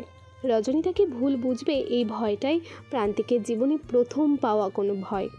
প্রান্তিক রজনীর ধারে উঠল, হাত ধরে টেনে ওঠাতে বাইরে নিয়ে যেতে যেতে বলল, চলো আদ্রিতার বাড়ি চলো। আমার বউয়ের কাছে আমাকে খারাপ বানিয়ে সংসারে আগুন লাগানো, আদ্রিতার জীবনে আগুন লাগাই দেবো আজ। আজকের পর যে মেয়ে আমার নাম মুখে উচ্চারণ করবে সেই মেয়ের খবর আছে। প্রান্তিক থমথমে মুদে রজনীর হাত ধরে টানতে টানতে রুম থেকে বের হলো। এতক্ষণ প্রিয়তা বাইরে অপেক্ষা করছিল। প্রান্তিককে ওইভাবে বের হতে দেখে চোখ কপালে উঠল। দৌড়ে প্রান্তিকের কাছে এসে বলল, ভাইয়া কি হয়েছে? ওর হাত ধরে এভাবে টানতে টানতে কোথায় নিচ্ছ? প্রান্তিক কোনো কথার উত্তর দিল না, সোজা হাঁটছে। ভাইয়া ও আমার বেস্ট ফ্রেন্ড, আমি তোমার কাছে ওকে পাঠিয়েছিলাম, ওর কোনো দোষ নেই, প্লিজ ওর হাত ছেড়ে দাও, ও ভয় পেয়ে মরে যাবে। প্রান্তিক প্রিয়তার কোনো কথার উত্তর না দিয়ে রজনীকে নিয়ে সদর দরজা দিয়ে বাইরে বের হয়ে গেল। বাইরে গিয়ে বাইক স্টার্ট দিয়ে রজনীর দিকে তাকিয়ে বলল, ওঠো। রজনী ভয়ে কাঁপতে কাঁপতে বাইকের পেছনে উঠল। প্রান্তিক বাইক ছাড়তেই রজনী পড়ে যেতে গেল, সাথে সাথে বাইক থামিয়ে দিল। পেছনে তাকিয়ে বলল, এভাবে কাঁপাকাঁপি করলে পড়ে যাবে কিন্তু। এই বয়সে বউ হারিয়ে দেবদাসও আর কোনো ইচ্ছা নাই আমার। শক্ত করে জড়িয়ে ধরে বসো। বাইকের পেছনে বসে কাঁপছো কেন? তোমাকেও তো এসব চালানো শিখতে হবে। দুজন একই সাথে গভীর টুর দিব। রজনী প্রান্তিকের ঘাড়ের ওপর হাত রাখল। প্রান্তিক বলল, কোমর জড়িয়ে বসো, আমি এবার জোরে ছাড়বো বাইক। রজনী প্রান্তিকের কোমর জড়িয়ে ধরে বসল। প্রান্তিক বেশ স্পিডের সাথে বাইক ছাড়ল। প্রিয়তা দুশ্চিন্তায় পাগল হয়ে যাচ্ছে। দৌড়ে আঞ্জুমান বেগমের কাছে হাঁপাতে হাঁপাতে বলল, আম্মু ভাই আমার বান্ধবীকে নিয়ে কোথায় গেল? কোথায় গেলে মানে? হ্যাঁ, হাত ধরে টানতে টানতে বাইকে উঠিয়ে কোথায় যেন নিয়ে গেল। তোমার ভাইয়া তো এ ধরনের ছেলে নয় যে নিজের বাড়িতে কোনো মেয়ে আসলে তার হাত ধরে টেনে নিয়ে যাবে।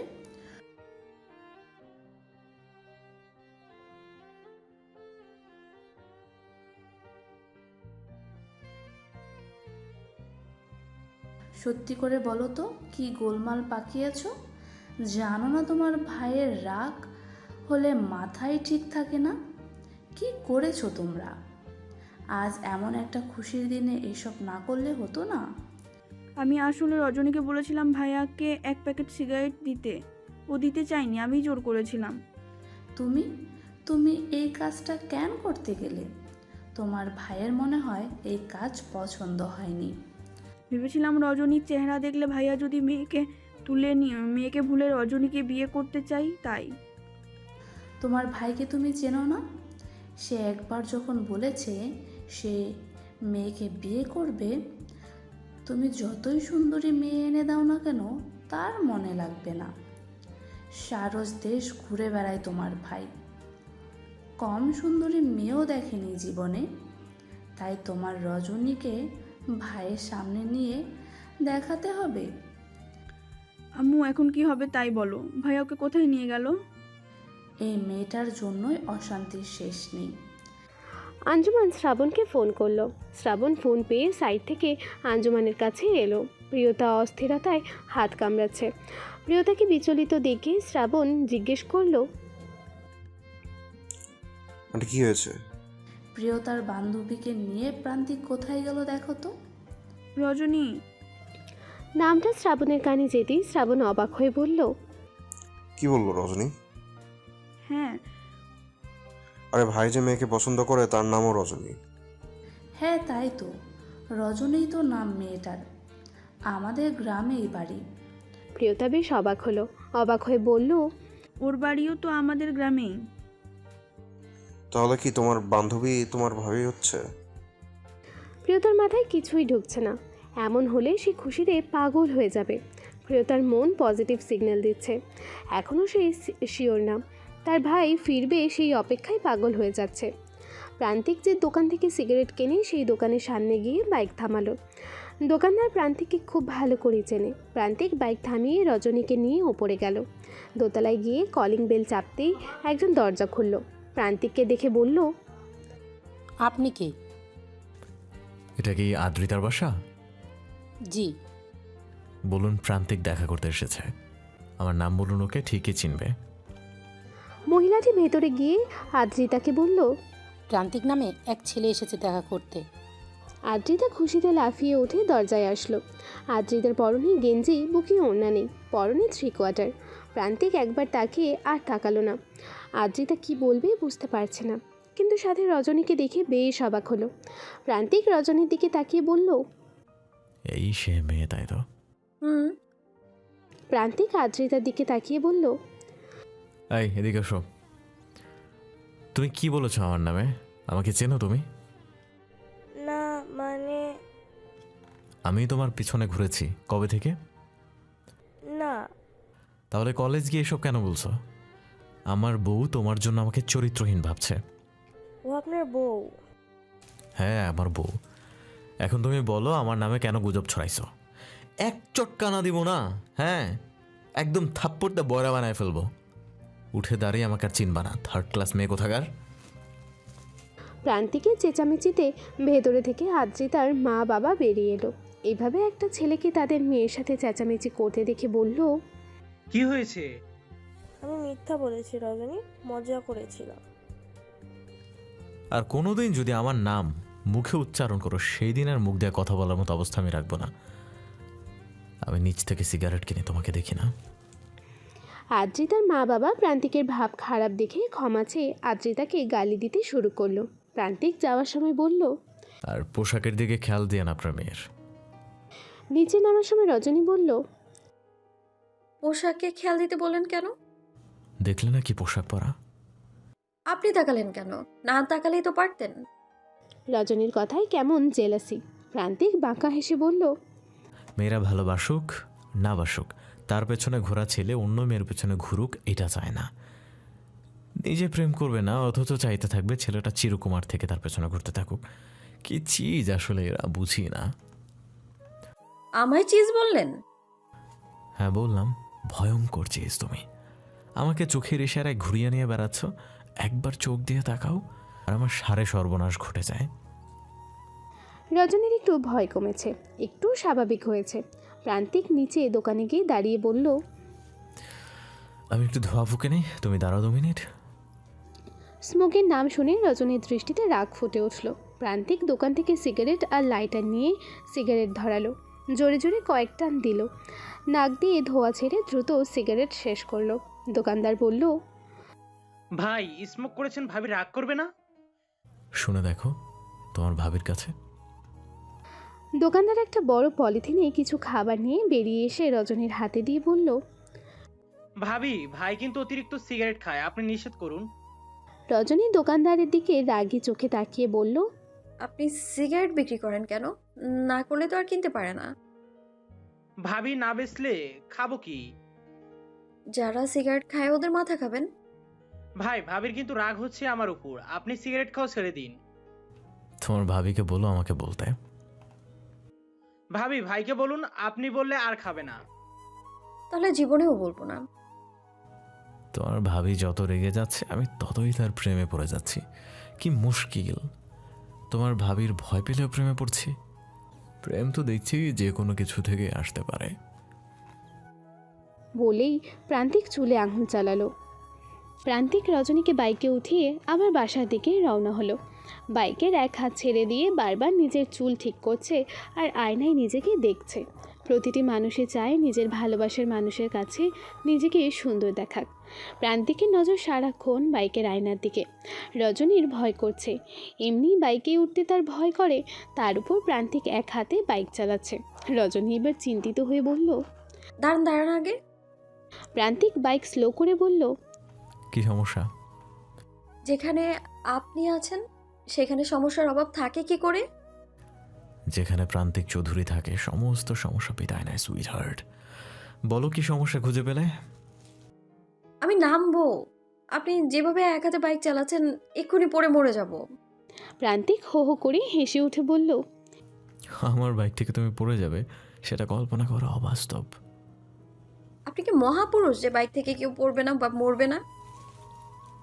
আমার বাইক থেকে পড়ে যদি তুমি মরে যাও, বিশ্ব আরেক মহাপুরুষকে দেখবে, সেও সাথে মারা যাবে। তারপর পরকালে গিয়ে আবার তোমাকে জ্বালানোর জন্য আল্লাহর কাছে পারমিশন চাইব। তখন আমাকে জ্বালানোর কথা মাথায়ও আসবে না। কিভাবে নিজের কুকীর্তির হিসাব দিবেন আপনি তাই ভাবুন। কুকীর্তি? হ্যাঁ, দুনিয়ার মেয়েদের নিয়ে যা করে বেরিয়েছেন সেসব কুকীর্তি তো। কই, আমি তো কাউকে কিছু করিনি। তবে মেয়েরা চেয়েছে কিছু একটা করে আমাকে তাদের করে নিতে, এটা অবশ্য ঠিক।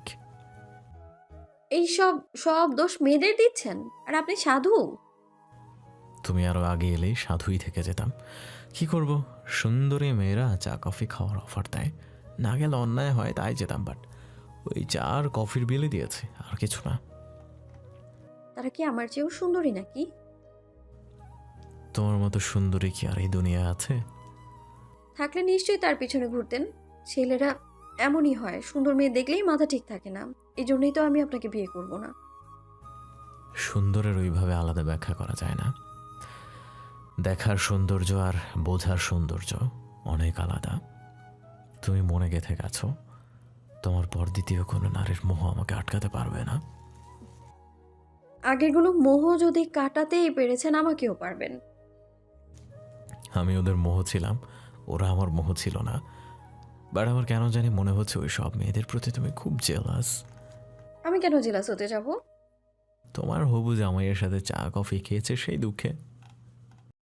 আমার জামাই যদি সত্যি এসব করে থাকে সারা জীবনের জন্য চা খাওয়া বন্ধ করে দিব।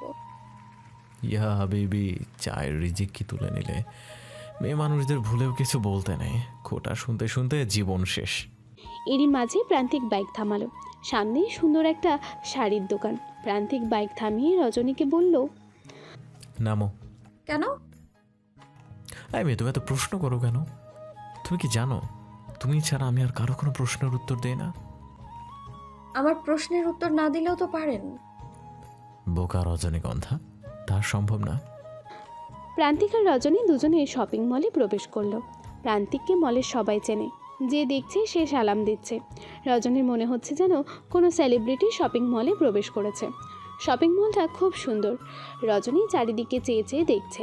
প্রান্তিক খানিকটা এগিয়ে গিয়েছে, পকেট থেকে কার্ড বের করে বুথে দিয়ে টাকা বের করলো।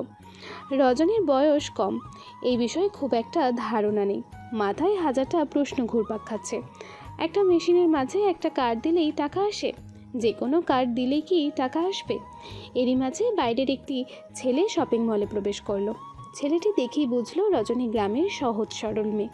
রজনীর দিকে তাকিয়ে বলল, এই মেয়ে শোনো। রজনী চোখ তুলে তাকালো। ছেলেটি সাথে সাথে চোখ টিপ মেরে দিল।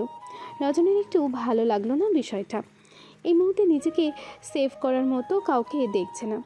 ছেলেটা চোখে মুখে দিয়ে আজে বাজে টোন করেই যাচ্ছে। এরই মাঝে রজনীর নজর গেল প্রান্তিকের দিকে। কেন যেন মনে হচ্ছে এই মুহূর্তে তার আপনজন বলতে এখানে প্রান্তিকই আছে। প্রান্তিকই পারবে তাকে বাঁচাতে। রজনী গুটি গুটি পায়ে প্রান্তিকের দিকে এগিয়ে গেল। প্রান্তিকের পেছনে গিয়ে একদম পিঠ ঘেঁষে দাঁড়ালো। রজনীর মুখ প্রান্তিকের পিঠে গিয়ে বিঁধেছে। কি অদ্ভুত এক শিহরণ! রজনীর স্পর্শ যেন ভয়ঙ্কর। প্রান্তিকের হৃদয়ে ভয়ঙ্কর এক তোলপাড় সৃষ্টি হলো। ছেলেটা রজনীর পাশে এসে বলল, কি অন্য পুরুষের পেছনে গিয়ে দাঁড়াচ্ছ কেন? আমি থাকতে অন্য পুরুষ কেন? চলো শপিং করে দিব, বিনিময়ে আমি যা চাইবো তাই দিলেই হবে।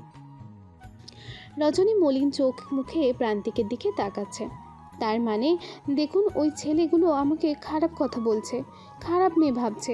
আপনি কিছু বলুন না। প্রান্তিক রজনীর চোখের ভাষা বুঝে গিয়েছে একবার তাকাতেই, আর ছেলেটাকেও অনেক আগেই নোটিস করেছে। শুধু দেখছিল রজনী ভরসা করে তার কাছে আসে কিনা। এই যাত্রায় প্রান্তিকের উদ্দেশ্য সাকসেস। রজনী তাকে ভরসা করেছে। প্রান্তিক টাকাগুলো পকেটে ঢুকিয়ে রজনীর দিকে তাকিয়ে বলল, কি ম্যাডাম, কোনো সমস্যা? রজনীর চোখ দুটো ছোট্ট হয়ে এলো প্রান্তিকের এমন আচরণে। সে কি বুঝতে পারছে না পাশের ছেলেগুলো বিরক্ত করছে?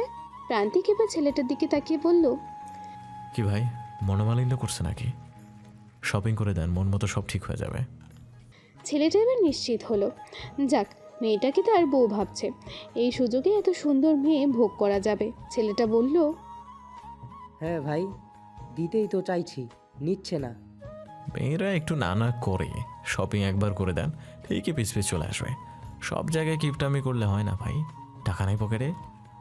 আরে কি বলেন, টাকা নেই? কি নিবে নিক।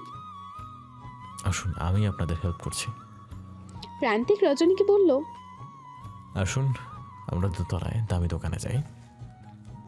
রজনী প্রান্তিকের আচরণে বেশ ক্ষুব্ধ হলো। নিজেও বাজে, একটা বাজে ছেলের হাতে তাকে তুলে দিচ্ছে। রজনীর চোখ মুখ ছুটে যাচ্ছে রাগে। এক্ষুনি বিশ্রী গালি দিতে ইচ্ছা করছে, কিন্তু এখানে সে অসহায়। ছেলেটার চোখ মুখ দেখে স্পষ্ট চরিত্রহীন কোনো ছেলে। খুব বাজেভাবে তাকাচ্ছে রজনীর দিকে। ছেলেটা রজনীর হাত ধরতে গেলেই প্রান্তিক ছেলেটাকে সামনে পা বাড়িয়ে দিতেই হুমড়ি খেয়ে মানুষের মাঝে পড়ল। মল ভর্তি মানুষ হো হো করে হেসে উঠল। দেখে রজনীও হেসে দিল। ছেলেটি আবারও উঠে দাঁড়ালো। সব থেকে দামি দোকানে গিয়ে প্রান্তিক অনেকগুলো ড্রেস বের করলো। কিনতে কিনতে 1,20,000 টাকা ছাড়িয়ে গেল। ওইদিকে ছেলেটির পকেটে এত টাকা নেই। ছেলেটি বলেছে, ভাইয়া, একদিনে এত কেনার কী দরকার, অন্যদিন কিনবো, আজ তো এত টাকা আনিনি। প্রান্তিক ছেলেটার দিকে তাকিয়ে বলল, মায়া মানুষকে একটা পোশাক দেয়া বিছনায় নেওয়ার অভ্যাস অনেক আগে থেকেই, তাই না? পকেটে নাই 2 টাকা, আইসো ফুটানি দিতে। ওই মেয়েকে 2 টাকার মায়া? এখান থেকে 5 লাখ টাকা শপিং করুম, তারপর দোকানের টাকা শোধ করতে না পারে তোর বাপ আসবে এখানে। পুলিশের কেস হবে মেয়েদের হয়রানির জন্য। তোরে শিক্ষা দেবে এই জন্মের মতো, যেন মায়া মানুষ দেখলেই বিছনার কথা না ভাবিস। প্রান্তিক রজনীর হাত চেপে ধরে বলল, ওকে জানোস, ওই দেশে প্রান্তিক চৌধুরীর বউ। এরকম একটা শপিং মল কিনা দেওয়ার ক্ষমতা আছে, আর তুই আমার বউরে শপিং করে দিয়ে বাজে কথা কস। রক্ত যেমন টকবক করতেছে, তোর এই মলেরই ফ্লোরের নিচে পুইতা ফেলবো একদম। বলেই দোতলা থেকে লাথি মারল প্রান্তিক ছেলেটাকে। সিঁড়িতে মাথা কেটে নিচে গড়িয়ে পড়তেই কয়েকজন ছেলেটাকে ধরে ফেলল। ধরে বলল,